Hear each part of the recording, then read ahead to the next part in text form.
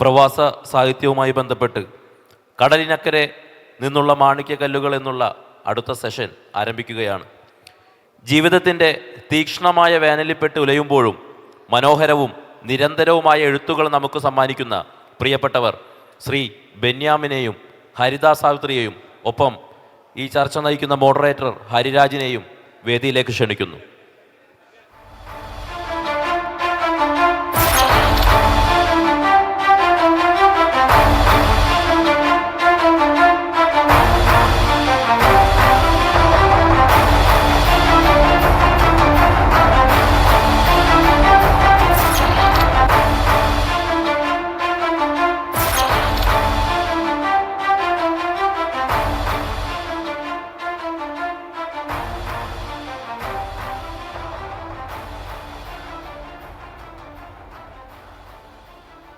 എല്ലാവർക്കും നമസ്കാരം. കടലിനക്കരെ നിന്നുള്ള മാണിക്യക്കല്ലുകൾ എന്ന ഈ സെഷനിൽ പ്രവാസ സാഹിത്യത്തെ പറ്റിയാണ് നാം ചർച്ച ചെയ്യാൻ പോകുന്നത്.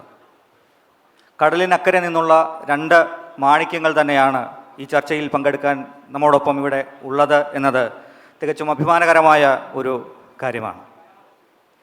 അക്ഷരമലയാളത്തിന് ആമുഖങ്ങൾ ആവശ്യമില്ലാത്ത പ്രിയപ്പെട്ട എഴുത്തുകാരൻ ബെന്യാമൻ, അതുപോലെ തന്നെ 2022 സഞ്ചാര സാഹിത്യത്തിനും 2023 മികച്ച നോവലിനുമുള്ള സാഹിത്യ അക്കാദമിയുടെ പുരസ്കാരങ്ങൾ നേടിക്കൊണ്ട് മലയാള സാഹിത്യത്തിലെ ശക്തമായ സ്ത്രീ സാന്നിധ്യമായി മാറിയിരിക്കുന്ന ശ്രീമതി ഹരിദാ സാവിത്രി, രണ്ടുപേരെയും വളരെ സ്നേഹത്തോടെ KKLFൻ്റെ വേദിയിലേക്ക് സ്വാഗതം ചെയ്യുന്നു.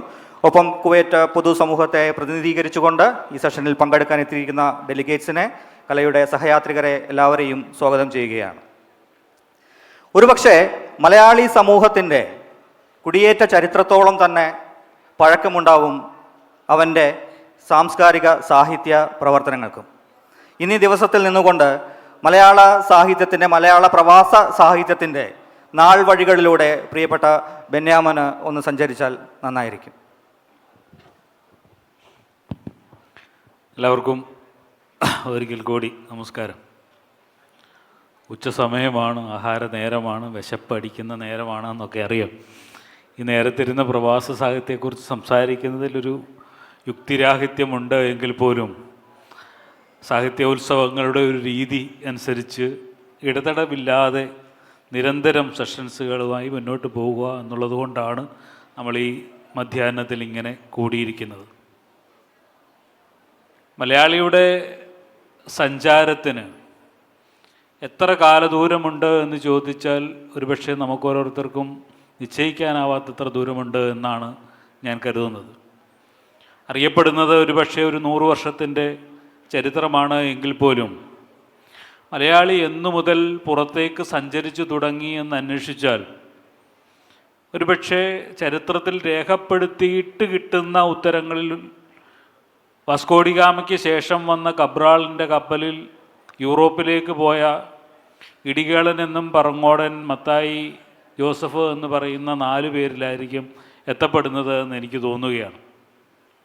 അവർ യൂറോപ്പിലേക്ക് പോയതിന് ശേഷം അതിനുശേഷം നിരന്തരമായ യാത്രകളുണ്ട്.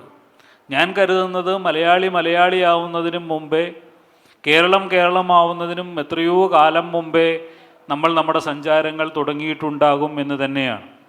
നമ്മുടെ 1-ാം നൂറ്റാണ്ടിൽ മുസ്രീസിൻ്റെ പട്ടണങ്ങളിലേക്കും കൊല്ലത്തേക്കുമൊക്കെ വന്നിട്ടുള്ള കപ്പലിൽ ചീനക്കാരൻ്റെയും യവനൻ്റെയും അറബിയുടെയും കപ്പലിൽ കയറി നമ്മളുടെ പൂർവികരിൽ ചിലരെങ്കിലും ഏതെങ്കിലുമൊക്കെ ദേശങ്ങളിലേക്ക് സഞ്ചരിച്ചിട്ടുണ്ടാവുമെന്നും നമുക്കറിയാം.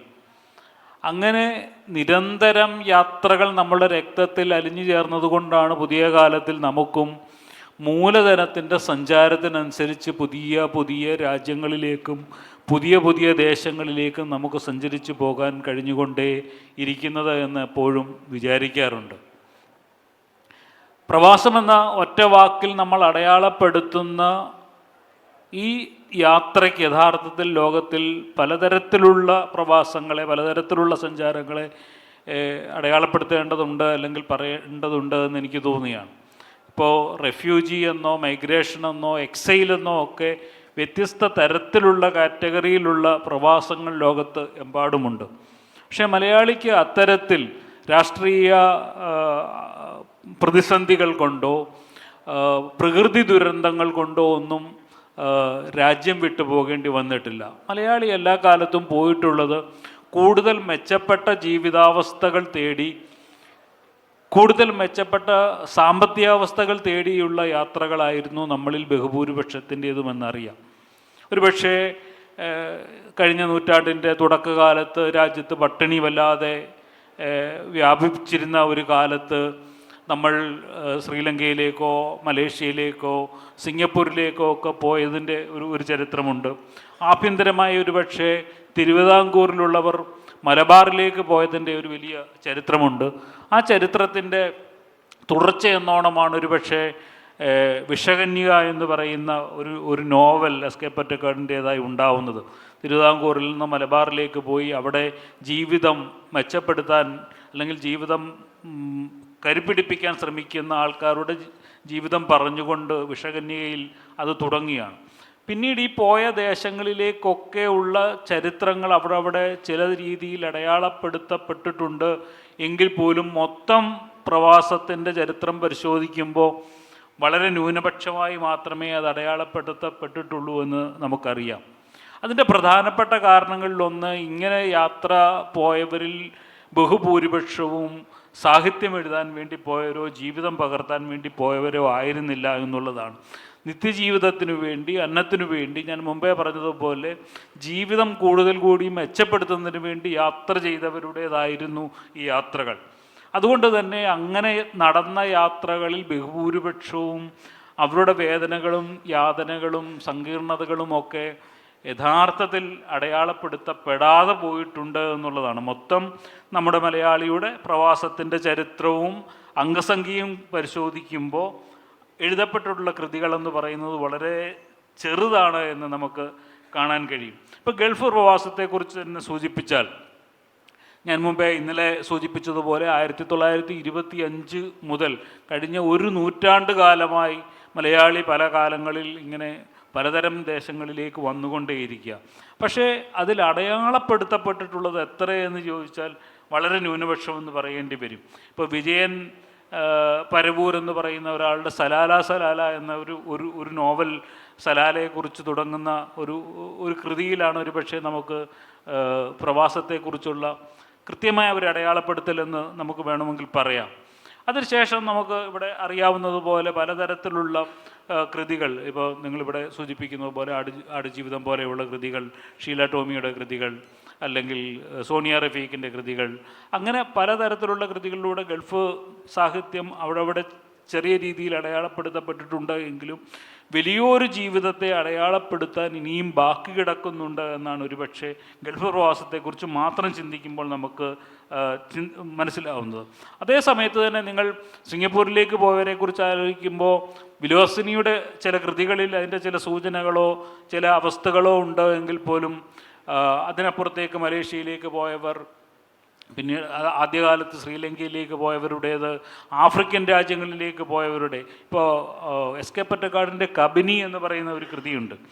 അതിൽ യഥാർത്ഥത്തിൽ മലയാളിയായ ഒരാൾ ആഫ്രിക്കൻ രാജ്യത്ത് പോയിട്ട് അവിടെ ഒരു ആഫ്രിക്കൻ സ്ത്രീയെ കല്യാണം കഴിക്കുന്നതിൻ്റെ സങ്കീർണതകളാണ് അതിൽ പറയുന്നത്. പക്ഷേ നമുക്കറിയാം ആഫ്രിക്കൻ രാജ്യങ്ങളിലേക്ക് 50കളിലും 60കളിലും ഒരു വലിയ വിഭാഗം മലയാളികൾ പോയിട്ടുണ്ട് എന്ന്. ആഫ്രിക്കയിലെ എത്യോപ്യയിലായാലും ടാൻസാനിയയിലാണെങ്കിലും അങ്ങനെയുള്ള രാജ്യങ്ങളിലുടനീളം മലയാളിയുടെ വലിയ ഒരു സാന്നിധ്യം ഉണ്ടാവുകയും വലിയ ഒരു തലമുറ അവിടെ ജീവിച്ച്, അത് അധ്യാപനത്തിന് വേണ്ടി പോയാലും മെഡിക്കൽ പ്രൊഫഷനിന് വേണ്ടി പോയാലും ബാങ്കിങ് മേഖലയിലേക്ക് പോയാലും ഒക്കെ പോയതിൻ്റെ ഒരു വലിയ ചരിത്രം അവിടെ അടയാളപ്പെടുത്താതെ ബാക്കി കിടക്കുന്നുണ്ട് എന്നറിയാം. അതിന് ഒരു 60കളാവുമ്പോഴേക്കും യൂറോപ്പിലേക്ക് പോയതിൻ്റെ ഒരു ചരിത്രമുണ്ട്. ജർമ്മനിയിലേക്ക് പോയ നേഴ്സുമാരുടെ ചരിത്രം. അപ്പോൾ ഷൈനി ജേക്കബ് ബെഞ്ചമിൻ ഒരു ഡോക്യുമെൻ്ററി ചെയ്തിട്ടുണ്ട്. ജർമ്മനിയിലേക്ക് പോയ സ്ത്രീകൾ അനുഭവിച്ച സംഘർഷങ്ങൾ, പ്രത്യേകിച്ച് നേഴ്സുമാർ അനുഭവിച്ച സംഘർഷങ്ങളെക്കുറിച്ചാണ് ആ ഡോക്യുമെൻ്ററി പറയുന്നത്. പക്ഷേ അത് അത് ആ ഡോക്യുമെൻ്ററിയായി വളരെ ചെറിയ രൂപത്തിൽ നിൽക്കുന്നതല്ലാതെ അത് സാഹിത്യത്തിലേക്ക് വന്നിട്ടില്ല എന്നറിയാം. അമേരിക്കയിലേക്ക് ഇപ്പോൾ 70-ന് ശേഷം അമേരിക്കയിലേക്ക് പോയ ഒരു ചരിത്രം, അമേരിക്കയിൽ നിന്ന് അവിടെ ചില ചെറിയ സൂചനകൾ ഉണ്ടായി എന്ന് മാത്രമല്ലാതെ നമുക്ക് മലയാള സാഹിത്യത്തിൽ ഗൗരവമായി വായിക്കപ്പെടേണ്ട ഒരു കൃതി അമേരിക്കൻ സാഹിത്യത്തിൽ നിന്നോ അല്ല അമേരിക്കൻ ഡയസ്പോറയിൽ നിന്നോ കനേഡിയൻ ഡയസ്പോറയിൽ നിന്നോ ഉണ്ടായി വന്നിട്ടില്ല എന്ന് നമുക്കറിയാൻ കഴിയും. അതുകൊണ്ട് നമ്മൾ ആ ആദ്യകാല കുടിയേറ്റത്തിൻ്റെ ഒരു ചരിത്രം പരിശോധിക്കുമ്പോൾ ഒരു വലിയ ജനതയുടെ ജീവിതം അടയാളപ്പെടുത്താൻ ബാക്കി കിടക്കുന്നുണ്ട് എന്നറിയാം. പക്ഷേ 2000-ന് ശേഷമുള്ള ഒരു ചരിത്രം പരിശോധിക്കുമ്പോഴാണ് ഒരുപക്ഷെ കൂടുതൽ അടയാളപ്പെടുത്തലുകൾ നടന്നിട്ടുള്ളതെന്നറിയാം. അതിനുള്ള കാരണം ഒരുപക്ഷെ നമുക്കറിയാം, ഈ 70-കളിലും 80-കളിലും ആധുനികത മലയാള സാഹിത്യത്തിൽ കത്തു നിൽക്കുന്ന കാലത്ത് ഒ വി വിജയനെ പോലെയും മുകുന്ദനെയും അല്ലെങ്കിൽ സക്രിയയെയും പോലുള്ള വലിയ സാഹിത്യകാരന്മാർ മലയാളത്തിൽ നിൽക്കുമ്പോൾ ഈ പ്രവാസഭൂമിയിൽ നിന്നുള്ള രചയിതാക്കൾക്ക് അർഹമായ പ്രാധാന്യം കിട്ടിയിട്ടില്ല എന്നോ അല്ലെങ്കിൽ അവരുടെ രചനകൾക്ക് പ്രാതിനിധ്യം ഉണ്ടാവുകയോ ചെയ്തിട്ടില്ല എന്നും നമുക്ക് തിരിച്ചറിയുന്നു. പക്ഷേ 2000-ന് ശേഷമുള്ള ഒരു കാലത്ത് പ്രവാസ ലോകത്തു നിന്നുള്ളവർ പതിയെ മുന്നോട്ട് വരികയും അവരുടെ രചനകൾ മലയാള സാഹിത്യത്തിൽ അടയാളപ്പെടുത്താൻ തുടങ്ങുകയും ചെയ്യുന്നു. അതിനുള്ള ഒരു കാരണം ഈ കാലയളവിൽ കൂടുതൽ ജനവിഭാഗങ്ങളിൽപ്പെട്ടവർ, പലതരത്തിലുള്ള സർഗാത്മകമായ കഴിവുള്ളവർ ഈ രാജ്യങ്ങളിലേക്ക് വരികയും അവരവരുടെ കഴിവുകൾ സാഹിത്യത്തിൽ ഉപയോഗിക്കാൻ ശ്രമിക്കുകയും ചെയ്യുന്നതിൻ്റെ ഒരു ചരിത്രം നമുക്ക് കാണാൻ കഴിയും. രണ്ടാമതായി സാങ്കേതിക വിദ്യകളുടെ ഒരു കടന്നുവരവ്. ഈ കടന്നുവരവോടുകൂടി ധാരാളം ആളുകൾക്ക് തങ്ങളുടെ ജീവിതങ്ങളെ പകർത്താനുള്ള ഒരു അവസരം കൂടി വന്നിട്ടുണ്ട്. ഇപ്പോൾ അയർലൻഡിലേക്ക് പോയിട്ടുള്ള ഒരു മനുഷ്യൻ, അല്ലെങ്കിൽ ഫിജിയിലേക്ക് പോയിട്ടുള്ള ഒരു മനുഷ്യൻ, ബ്രസീലിലേക്ക് പോയിട്ടുള്ള ഒരു മലയാളി 2000-ന് മുമ്പോ അല്ലെങ്കിൽ ഇത്തരം സാങ്കേതിക സൗകര്യങ്ങളും സോഷ്യൽ മീഡിയയും വരുന്നതിന് മുമ്പ് എവിടെ എഴുതും എന്നുള്ള ഒരു വലിയ ചോദ്യം നിലനിന്നിരുന്നു എങ്കിൽ തങ്ങളുടെ ജീവിതത്തെയും തങ്ങളുടെ അനുഭവങ്ങളെയും കൂടി പകർത്താനുള്ള ഇടങ്ങൾ തെളിഞ്ഞു കിട്ടിയിട്ടുണ്ട് എന്നുള്ള ഒരു വലിയ സാധ്യത വരികയും അങ്ങനെ മലയാളത്തിലേക്ക് കൂടുതൽ പ്രവാസ അനുഭവങ്ങൾ വരുന്ന ഒരു കാലഘട്ടമാണ് ഇപ്പോൾ 2025 നിൽക്കുമ്പോൾ നമുക്ക് മനസ്സിലാക്കാൻ കഴിയുന്നത്. അതിലൂടെ ഭാഷയുടെ ഒരു വലിയ വളർച്ച ഉണ്ടായിട്ടുണ്ട്. ഭാഷ ഇപ്പോൾ 2000 നമ്മൾ പരിശോധിക്കുമ്പോൾ മലയാള ഭാഷ അസ്തമിക്കാൻ പോകുന്നു, മലയാള ഭാഷയ്ക്ക് ഇനി ഭാവിയില്ല, കാരണം പ്രാദേശിക ഭാഷകൾ എല്ലാം തീർന്നു പോകുന്നു കമ്പ്യൂട്ടറിൻ്റെ ആവിർഭാവത്തോടു കൂടി എന്ന് വിചാരിച്ചെടുത്തതെന്ന് നമ്മൾ വളരെ വേഗം കമ്പ്യൂട്ടറിന് അനുയോജ്യമായ ലിപികൾ ഉണ്ടാക്കുന്നു, പ്രോഗ്രാംസ് ഉണ്ടാക്കുന്നു, മലയാളം കമ്പ്യൂട്ടറിനെ സ്വീകരിക്കുന്നു. അതിലൂടെ മലയാളത്തിൻ്റെ വലിയൊരു വ്യാപനം ഉണ്ടാകുന്നുണ്ട്. ഈ മലയാളം കേരളത്തിൽ മാത്രം ഒതുങ്ങി നിന്നിരുന്ന ഒരു ഭാഷയാണെങ്കിൽ ലോകത്തെമ്പാടുമുള്ള ഡയസ്പോറയിൽ താമസിക്കുന്ന പ്രവാസി മലയാളികൾ ഇത് ഗൗരവമായി ഉപയോഗിക്കാൻ തുടങ്ങുകയും ആ ഭാഷ ചലനാത്മകമാവുകയും അതിലൂടെ യഥാർത്ഥത്തിൽ ധാരാളം പുതിയ കഥകൾ വരികയും ചെയ്യുന്നുണ്ട്. അതിൻ്റെ ഒരു തുടർച്ചയാണ് ഒരു പക്ഷേ ഹരിതയെപ്പോലെ ഒരാൾ യൂറോപ്യൻ രാജ്യത്തിരുന്നു കൊണ്ട് തുർക്കിയുടെ കഥ പറയുന്നു എന്ന് പറയുന്ന ഒരു അനുഭവം. നിങ്ങൾ അമൽ എന്ന് പറയുന്ന എഴുത്തുകാരനെ എടുക്കുക. അമൽ ജപ്പാനിൽ ഇരുന്നു കൊണ്ട് ജപ്പാൻ ജീവിതത്തിൻ്റെ കഥകൾ പറയുന്നു. വർസാന അലി ചൈനയിൽ ഇരുന്നു കൊണ്ട് കഥ പറയുന്നു. അമേരിക്കയിൽ ഇരുന്നു കൊണ്ട് നിർമ്മല എന്ന് പറയുന്ന എഴുത്തുകാരി കനേഡിയൻ ജീവിതാനുഭവങ്ങളെക്കുറിച്ചുള്ള കഥകൾ പറയുന്നു. ഗൾഫ് രാജ്യങ്ങളിൽ ഇപ്പോൾ അയർലൻഡിൽ നിന്ന് പെനങ്കാങ്ക എന്ന് പറയുന്ന പുസ്തകം എഴുതിയിട്ടുള്ള ജുനൈദ് അബൂബക്കർ മറ്റൊരു തരത്തിലുള്ള കഥകൾ പറയുന്നു. അങ്ങനെ ലോകത്തിൻ്റെ വിവിധ ഭാഗങ്ങളിൽ ഉള്ള മലയാളികൾ പലതരത്തിലുള്ള ജീവിതാനുഭവങ്ങളെ മലയാള സാഹിത്യത്തിലേക്ക് കൊണ്ടുവരാനുള്ള ഒരു തുടക്കത്തിന് ഒരു പക്ഷേ കഴിഞ്ഞ 5 വർഷമായോ 10 വർഷമായോ തുടക്കം കുറിച്ചിട്ടുണ്ട്. അത്തരത്തിലുള്ളൊരു മാറ്റം മലയാള സാഹിത്യത്തിൽ വന്നുകൊണ്ടിരിക്കുന്നുണ്ട്. അതിന് സഹായകരമായിട്ടുള്ളത് നമ്മുടെ ടെക്നോളജിയുടെ വികാസമാണ്, സോഷ്യൽ മീഡിയയുടെ വികാസമാണ് എന്നുകൂടി നമ്മൾ പറയേണ്ടതുണ്ട്. അങ്ങനെ ആദ്യകാലത്ത് അടയാളപ്പെടുത്തപ്പെടാതെ പോയ ധാരാളം ഇടങ്ങളിൽ നിന്ന് പതിയെ മലയാളിയുടെ ജീവിതത്തെ അടയാളപ്പെടുത്തുന്ന ഒന്നായി പ്രവാസ സാഹിത്യം മാറിക്കൊണ്ടിരിക്കുന്നുണ്ട് എന്ന ഒരു ശുഭകരമായ കാലത്തിലാണ് നാം ഈ പ്രവാസ സാഹിത്യത്തെക്കുറിച്ച് ചർച്ച ചെയ്യുന്നത് എന്ന് എനിക്ക് തോന്നുകയാണ്. ഒരുപക്ഷെ കുർദ് വംശജരെ പറ്റി കേൾക്കുമ്പോൾ മലയാളികൾ എന്ന നിലയിൽ നമ്മുടെ മനസ്സിലേക്കൊക്കെ ആദ്യം എത്തുന്ന ഒരു ചിത്രം മെഡിറ്ററേനിയൻ കടൽ തീരത്ത് തണുത്ത് മരവിച്ച് ചലനമറ്റ് കിടന്ന അലൻ കുർദി എന്ന 2 വയസ്സുകാരൻ്റെ ചിത്രമായിരിക്കും. യഥാർത്ഥത്തിൽ കുർദ് വംശജരെ ഈ ഒരു ദുരന്ത കാഴ്ചയ്ക്കുമപ്പുറം അവരുടെ ജീവിതത്തെപ്പറ്റി, അവരുടെ ജീവിതത്തിൻ്റെ നേർക്കാഴ്ചകളെപ്പറ്റി കൃത്യമായ ഒരു വിവരണം നമുക്ക് നൽകിയ സിൻ എന്ന നോവലിൻ്റെ സാക്ഷാത്കാരത്തിന് തങ്ങളുടെ പ്രവാസ ജീവിതം എത്രത്തോളം സഹായിച്ചിട്ടുണ്ട് എന്ന് പറയാമോ ശ്രീമതി ഹരിത? തീർച്ചയായും. നാട്ടിലായിരുന്നു എൻ്റെ ജീവിതമെങ്കിൽ എനിക്കൊരിക്കലും സിൻ എഴുതാൻ കഴിയുമായിരുന്നില്ല. എനിക്ക് ആ യാത്ര പോലും സാധ്യമാകുമായിരുന്നില്ല. ഞാൻ യൂറോപ്പ് പോലെയുള്ള ഒരു രാജ്യത്ത് ഒരു യൂറോപ്യൻ്റെ ഭാര്യയായി ജീവിക്കുന്നത് കൊണ്ട് മാത്രമാണ് എനിക്കത് കഴിഞ്ഞത് എന്ന് പറയേണ്ടി വരും. എനിക്ക് കിട്ടുന്ന ഓപ്പർച്യൂണിറ്റീസ് ഡിഫറെൻ്റാണ്. എനിക്ക് സ്വതന്ത്രമായി യാത്ര ചെയ്യാൻ കഴിയുന്നു. എന്നെ ആരും എന്തിനത് ചെയ്തു അല്ലെങ്കിൽ എൻ്റെ സ്വാതന്ത്ര്യങ്ങളിൽ ആരും കൈകടത്താൻ വരുന്നില്ല. എനിക്ക് യാത്ര ചെയ്യാം, എനിക്ക് എഴുതാം, എനിക്കിഷ്ടമുള്ള ജോലികൾ ചെയ്യാം. അങ്ങനെയുള്ള ഒരു സാഹചര്യം ആയതുകൊണ്ടാണ് എനിക്ക് അത് എഴുതാൻ കഴിഞ്ഞത്. അതല്ലേ ഉദ്ദേശിച്ചത്? ശരി. നമുക്ക് യഥാർത്ഥത്തിൽ പ്രവാസ കൃതികളെ പറ്റിയിട്ട് ഇങ്ങനൊരു സെഷൻ ആലോചിക്കുമ്പോൾ തന്നെ നമ്മുടെ പൊതുസമൂഹത്തിൽ നിന്ന് വന്ന ചില ഫീഡ്ബാക്കുകൾ അല്ലെങ്കിൽ ആശങ്കകളിലൊന്ന്, നമ്മൾ ഈ പെണ്ണെഴുത്ത് എന്നൊക്കെ പറയുന്നത് പോലെ പ്രവാസ സാഹിത്യത്തെ ഒരു പ്രത്യേക വിഭാഗമാക്കി മാറ്റി നിർത്തേണ്ടതുണ്ടോ, അല്ലെങ്കിൽ സാർവത്രികമായ മനുഷ്യാനുഭവങ്ങളുടെ ഒരു ഭാഗം എന്ന നിലയിൽ മാത്രം അതിനെ നോക്കിക്കണ്ടാൽ മതിയോ എന്ന രീതിയിലൊരു ചോദ്യം. ശ്രീ ബെന്യാമിൻ, അതിനെപ്പറ്റി എന്താണ് അഭിപ്രായം?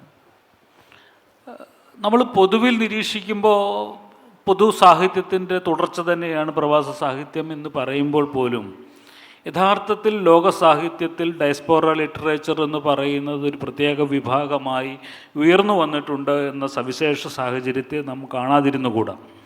എന്തുകൊണ്ടാണ് 2008 ഇറങ്ങുന്ന ആടുജീവിതം ശ്രദ്ധിക്കപ്പെടുന്നത് എന്ന് ചോദിച്ചാൽ, പ്രവാസ ജീവിതവും ഡയസ്പോറ ലിറ്ററേച്ചറും ലോക സാഹിത്യത്തിൽ തന്നെ വളരെ സവിശേഷമായ ശ്രദ്ധയാകർഷിക്കുന്ന ഒരു ഘട്ടത്തിൽ ആ നോവൽ ഇറങ്ങിയത് കൊണ്ടാണ്.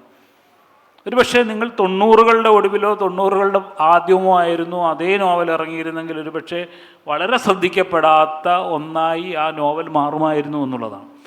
കാരണം പ്രവാസ ജീവിതം സവിശേഷമായ ശ്രദ്ധ ആകർഷിക്കുന്ന ഒന്നാണ് എന്ന ഒരു ലോക സാഹിത്യ ചിന്ത ഉരുത്തിരിഞ്ഞു വന്നിട്ടുണ്ട്. അതിന് കാരണം ആഫ്രോ അമേരിക്കൻ റൈറ്റേഴ്സും ആഫ്രോ യൂറോപ്യൻ റൈറ്റേഴ്സും എങ്ങനെയാണ് പ്രവാസ ജീവിതത്തിൻ്റെ സങ്കീർണതകളെ ലോകത്തിൻ്റെ മുമ്പിൽ അവതരിപ്പിച്ചത് എന്നുള്ളതാണ്. നമ്മുടെ ജീവിതത്തിലുണ്ടായിട്ടുള്ള ഐഡൻറ്റിറ്റി ക്രൈസിസ് താൻ എവിടത്തേക്കുള്ളതാണ്, പുറപ്പെട്ട രാജ്യത്തു നിന്നുള്ള ആളാണോ എത്തിച്ചേർന്ന രാജ്യത്തിനുള്ള ആളാണോ എന്ന ചിന്തയിൽ നിന്ന് ഉരുവാകുന്ന ഒരു വലിയ സങ്കീർണതയിൽ നിന്നാണ് യഥാർത്ഥത്തിൽ ഈ ഡയസ്പോറ ലിറ്ററേച്ചർ ഉണ്ടായിട്ടുള്ളത്. അപ്പോൾ ആഫ്രിക്കൻ എഴുത്തുകാരിയായ തേയി സെലാസി അവരുടെ ഒരു ജയ്പൂർ ലിറ്ററേച്ചർ ഫെസ്റ്റിവലിൽ വെച്ച് പറഞ്ഞ ഒരു കാര്യം, എൻ്റെ അച്ഛൻ ഘാനയിൽ നിന്നുള്ള ആളാണ്, അമ്മ കെനിയക്കാരിയാണ്, ഞാൻ ജനിച്ചത് UK-യിലാണ്, വളർന്നത് US-ലാണ്. US-ൽ ചെല്ലുമ്പോൾ അവിടുത്തുകാരെന്നോട് പറയും നീ UK-ക്കാരിയാണ്, നീ UK ചെല്ലുമ്പം അവരെന്നോട് പറയും നീ ഘാനക്കാരിയാണ് എന്ന്, ഘാനയിൽ ചെല്ലുമ്പോൾ അവർ പറയും നിങ്ങൾ കെനിയക്കാരിയാണ് എന്ന്, കെനിയയിൽ ചെല്ലുമ്പോൾ പറയും നീ US-കാരിയാണ് എന്ന്. ഞാൻ എവിടുത്തുകാരിയാണ് എന്ന എൻ്റെ അന്വേഷണത്തിൽ നിന്നാണ്, ഈ ഐഡൻറ്റിറ്റി ക്രൈസിസിൽ നിന്നാണ് യഥാർത്ഥത്തിൽ ഞാൻ എൻ്റെ സാഹിത്യ ജീവിതം ആരംഭിക്കുന്നത് എന്ന്. ലോക ജനസംഖ്യയിൽ വലിയൊരു വിഭാഗം ഈ പ്രതിസന്ധിയെ അഭിമുഖീകരിച്ചു കൊണ്ടിരിക്കുന്ന ഒരു ഘട്ടമാണിത്. നമ്മൾ മലയാളികൾ മാത്രമല്ല, ലോകത്തെമ്പാടുമുള്ള ജനനിധികൾ ഇത്തരത്തിലുള്ള കുടിയേറ്റ സമൂഹത്തിൽ ഈ വലിയ പ്രതിസന്ധിയെ അഭിമുഖീകരിക്കുകയും അവരിൽ നിന്ന് വ്യത്യസ്തമായ സാഹിത്യം ഉണ്ടായിക്കൊണ്ടിരിക്കുകയും ചെയ്യുകയാണ്. ഇപ്പോൾ അടുത്ത കാലത്ത് നൊബേൽ സമ്മാനം കിട്ടിയിട്ടുള്ള, ബുക്കർ സമ്മാനം കിട്ടിയിട്ടുള്ള രചനകൾ മുഴുവൻ പരിശോധിച്ചാൽ ഇത്തരത്തിൽ കുടിയേറ്റത്തിൻ്റെ അനന്തര തലമുറകളിൽ നിന്നുണ്ടായിട്ടുള്ള അവരുടെ സങ്കീർണതകളിൽ നിന്നാണ് ഈ രചനകൾ മുഴുവൻ ഉണ്ടായിട്ടുള്ളത് എന്നാണ്. അപ്പം നമ്മൾ മലയാളികൾ സവിശേഷാൽ വിചാരിക്കുന്നത് ഒന്നാം തലമുറയിൽ നിന്നാണ് ഈ സാഹിത്യം ഉണ്ടാവാൻ പോകുന്നത് എന്നാണ്. നമ്മളൊക്കെ ഒന്നാം തലമുറ കുടിയേറ്റക്കാരാണ്. പക്ഷേ നിങ്ങൾ ഈ ആഫ്രോ അമേരിക്കൻ, ആഫ്രോ യൂറോപ്യൻ സാഹിത്യം പരിശോധിച്ചാൽ അത് മുഴുവൻ ഉണ്ടായി വരുന്നത് 2ാം തലമുറയിൽ നിന്നും 3ാം തലമുറയിൽ നിന്നുമാണ് എന്നുള്ളതാണ്. കൂടുതൽ സങ്കീർണമായ അവസ്ഥ. ഇപ്പം നമ്മൾ മലയാളികൾ ഗൾഫ് രാജ്യത്തോ അമേരിക്കയിലോ യൂറോപ്പിലോ പോയാൽ നമ്മൾ നമ്മളുടേതായ ഒരു കൊക്കൂണിനുള്ളിൽ, മലയാളി സമൂഹത്തിൻ്റേതായ ഒരു കൊക്കൂണിനുള്ളിൽ വളരെ സുരക്ഷിതമായി കഴിയുകയാണ്. നമുക്ക് അങ്ങനെ ഒരു പരിമിതിയോ ഒരു സാധ്യതയോ ഒക്കെ ഉണ്ട്. നമ്മൾ അവിടെയാണ് നിൽക്കുന്നത്. പക്ഷേ നമ്മുടെ കുട്ടികളുടെ ചരിത്രം എടുത്താൽ അവർ പതിയെ ഈ കൊക്കൂൺ പൊട്ടിച്ചിട്ട് പുറത്ത് ഇതര സമൂഹങ്ങളുമായിട്ടും ഇതര മതസ്ഥരുമായിട്ടും ഇതര സംസ്കാരങ്ങളിൽ നിന്ന് വന്ന മനുഷ്യരുമായിട്ടും ഇടപഴകാൻ തുടങ്ങുകയും ഈ സാംസ്കാരികപരമായ വൈരുദ്ധ്യം അവരുടെ ഉള്ളിൽ അലയടിക്കാൻ തുടങ്ങുകയും ചെയ്യുകയാണ്. ഇവിടെ നിന്നാണ് അബ്ദുൾ റസാഖ് ഗുർണയെ പോലെ ഒരാൾ ഉണ്ടാവുന്നത്. നമ്മുടെ നാട്ടിൽ നിന്ന് ഇപ്പോൾ ഗൾഫിൽ നിന്ന് ഇറങ്ങിയിട്ടുള്ള ഏറ്റവും പ്രധാനപ്പെട്ട കൃതികളിൽ ഒന്നാണ് ടെമ്പററി പീപ്പിൾ എന്ന് പറയുന്ന ദീപക് ഉണ്ണികൃഷ്ണൻ്റെ കൃതി. ആ പുസ്തകം, ദീപക് ഉണ്ണികൃഷ്ണൻ അബുദാബിയിൽ ജനിച്ചു വളർന്ന ഒരാളാണ്. അപ്പോൾ ആ പുസ്തകം നിങ്ങൾ വായിക്കുമ്പോഴാണ് 1ാം തലമുറയിൽപ്പെട്ട ഒരാളും എഴുതുന്ന ഒരു രീതിയിലല്ല ഗൾഫ് ജീവിതത്തെ ദീപക് ഉണ്ണികൃഷ്ണൻ കാണുന്നത് എന്നുള്ളതാണ്. അവിടെ നിന്ന് ഇവിടെ ജനിച്ചു വളർന്ന ഒരു കുട്ടി കാണുന്ന ജീവിതം വളരെ വ്യത്യസ്തമാണ്. അവന് ഒരു പാകിസ്ഥാനിയോടുകൂടി ഏറ്റുമുട്ടേണ്ടി വരുന്നുണ്ട്, അവനൊരു സിവേക്കാരനോട് നിരന്തരം സംസാരിക്കേണ്ടി വരുന്നുണ്ട്, കടയിലെ ശ്രീലങ്കക്കാരനോട് സംസാരിക്കേണ്ടി വരുന്നുണ്ട്. അതിൽ നിന്നൊക്കെ പലതരത്തിലുള്ള സാംസ്കാരിക വിനിമയങ്ങളും ജീവിത അനുഭവങ്ങളും അവൻ നേടുന്നുണ്ട്. ഇതിൽ നിന്ന് വ്യത്യസ്തമായ ഒരു സാഹചര്യം ഉണ്ടായി വരുന്നുണ്ട് എന്നുള്ളത് നമ്മൾ പ്രത്യേകമായി പഠിക്കുകയും മനസ്സിലാക്കുകയും ചെയ്യേണ്ടതാണ്. അത്തരത്തിൽ ഡയസ്പോറ സാഹിത്യം വളരെ രീതിയിൽ മാറിക്കൊണ്ടിരിക്കുന്ന ഒരു കാലമാണ്. ഇപ്പോൾ 2ാം തലമുറയിൽ നിന്ന് നോക്കുമ്പോൾ ഞാൻ ഇന്നലെ ഇവിടെ സൂചിപ്പിച്ച എബ്രഹാം വറീസിനെ എടുത്ത് നോക്കുക. അമേരിക്കയിലെ വളരെ പ്രശസ്തനായ നോവലിസ്റ്റാണ് എബ്രഹാം വറീസ് എന്ന് പറയുന്നത്. അദ്ദേഹത്തിൻ്റെ കൃതിയൊക്കെ ന്യൂയോർക്ക് ടൈംസിലൊക്കെ എത്രയോ ആഴ്ചകൾ നീളുന്നിടത്തോളം കാലം നമ്പർ 1 ബെസ്റ്റ് സെല്ലർ പട്ടികയിൽ നിൽക്കുന്നതാണ്. അദ്ദേഹത്തിൻ്റെ പുതിയ നോവൽ എടുത്ത് പരിശോധിച്ചാൽ കവനൻ്റ് ഓഫ് വാട്ടർ എന്ന് പറയുന്ന നോവൽ കേരളത്തെ ആസ്പദമാക്കി എഴുതിയതാണ്. പക്ഷേ അദ്ദേഹത്തിൻ്റെ ചരിത്രം നോക്കിയാൽ അദ്ദേഹം കേരളത്തിൽ ജനിച്ചിട്ടുള്ള ആളല്ല, കേരളത്തിൽ വളർന്നിട്ടുള്ള ആളല്ല. അദ്ദേഹത്തിൻ്റെ മാതാപിതാക്കൾ ആഫ്രിക്കൻ രാജ്യത്തായിരുന്നു. ആഫ്രിക്കൻ രാജ്യത്ത് നിന്ന് കെനിയയിലായിരുന്നു എന്നാണ് എനിക്ക് തോന്നുന്നത്. കെനിയയിൽ നിന്ന് അദ്ദേഹം മദ്രാസിൽ പഠിക്കാൻ വേണ്ടി വരുന്നു, അവിടുന്ന് അമേരിക്കയിലേക്ക് ചേക്കേറുന്നു. പക്ഷേ അദ്ദേഹം ഒരു പ്രത്യേക ഘട്ടത്തിൽ തൻ്റെ വേരുകൾ കേരളത്തിലാണ് എന്ന് മനസ്സിലാക്കുകയും കേരളത്തെക്കുറിച്ച് വളരെ മനോഹരമായി, ഏത് മലയാള നോവൽ എഴുതുന്നതിലും മനോഹരമായ രീതിയിൽ കേരളത്തെ അടയാളപ്പെടുത്തുന്ന, ലോകത്തിന് അടയാളപ്പെടുത്തുന്ന ഒരു കൃതി ലോകത്തിന് സമ്മാനിക്കുകയും ചെയ്യുകയാണ്. അതിനകത്തെ എത്രയോ ശതമാനം വാക്കുകൾ മലയാളമാണ് എന്ന് നമ്മൾ തിരിച്ചറിയേണ്ടതുണ്ട്. ദീപക് ഉണ്ണികൃഷ്ണൻ്റെ കൃതി നമുക്കെടുത്താൽ അറിയാം. ഇപ്പോൾ അമേരിക്കയിലെ തന്നെ വളരെ പ്രശസ്തിയായ ഒരു എഴുത്തുകാരിയാണ് ടാനിയ ജെയിംസ് എന്ന് പറയുന്നത്. ടാനിയ ജെയിംസിനെയും ഞാൻ ജയ്പൂർ ലിറ്ററേച്ചർ ഫെസ്റ്റിവലിൽ വെച്ചാണ് പരിചയപ്പെടുന്നത്. അവരെ കണ്ടാൽ ഒരു ഇംഗ്ലീഷുകാരിയാണെന്നേ വിചാരിക്കുകയുള്ളൂ. പക്ഷേ അവരുടെ സംസാരത്തിനിടയിൽ വളരെ പെട്ടെന്ന് എപ്പോഴോ ഒരിക്കൽ അയ്യോ എന്ന് പറയുന്ന വാക്ക് ഉപയോഗിക്കുന്നത് ഞാൻ കേട്ടു. അതിനുശേഷം ഞാൻ പുറത്തിറങ്ങി അവരോട് ചോദിച്ചു, നിങ്ങൾക്ക് ഇവിടെ നിന്നാണ് ഈ അയ്യോ കിട്ടിയെന്ന് ചോദിച്ചപ്പോൾ അവർ പറഞ്ഞു, എൻ്റെ മാതാപിതാക്കൾ അമേരിക്കയിലേക്ക് കുടിയേറിയവരാണ്, ഞാൻ അമേരിക്കയിൽ ജനിച്ചു വളർന്ന ആളാണ് എന്ന് പറയുമ്പോഴാണ് ടാനിയ ജെയിംസ് മലയാളി വേരുകളുള്ള ഒരു എഴുത്തുകാരിയാണ് എന്ന് പറയുന്നത്. അവരുടെ അറ്റ്ലസ് ഓഫ് അൺനോൺ എന്ന് പറയുന്ന നോവൽ തുടങ്ങുന്നത് കുമരകത്ത് നിന്നാണ്. ആ കുമരകത്തെ ജീവിതം പറഞ്ഞുകൊണ്ടാണ് അവർ പ്രവാസത്തിൻ്റെ ഒരു ധാര മുന്നോട്ട് പോകുന്നത്. അങ്ങനെ ഡയസ്പോറ ജീവിതം വളരെ പ്രസക്തമാവുകയും അത് ആവിഷ്കരിക്കപ്പെടുകയും ചെയ്യുന്ന ഒരു കാലത്ത് പ്രവാസ സാഹിത്യത്തിന് സവിശേഷമായ ഒരു സാന്നിധ്യമുണ്ട്. അതിനെ നമ്മളൊരു കണ്ണിയിൽ കരുതി നമ്മളെ മാറ്റി നിർത്തുകയല്ല, അതൊരു വലിയ സാധ്യതയായി നമ്മൾ ഉപയോഗിക്കുകയാണ് ചെയ്യേണ്ടത്. ഞാൻ മുമ്പേ പറഞ്ഞതുപോലെ നമ്മുടെ മുമ്പിൽ അടയാളപ്പെടുത്തപ്പെടാതെ കിടക്കുന്ന അനേകം ജീവിതങ്ങളെ അടയാളപ്പെടുത്താനുള്ള ഒരു സാധ്യതയായി നമ്മളത് ഉപയോഗിക്കുമ്പോഴാണ് അതിൻ്റെ കരുത്ത് നമ്മൾ മനസ്സിലാക്കുന്നത്. അല്ലാതെ അത് നമുക്ക് ഒരു പരിമിതിയായി, ഒരു കണ്ണിവൽക്കരിക്കലായി, നമ്മളെ തഴഞ്ഞു നിർത്തലായി മാറ്റലല്ല. ഇതൊരു വലിയ ഒരു കരുത്തതിന്മേലുണ്ട്.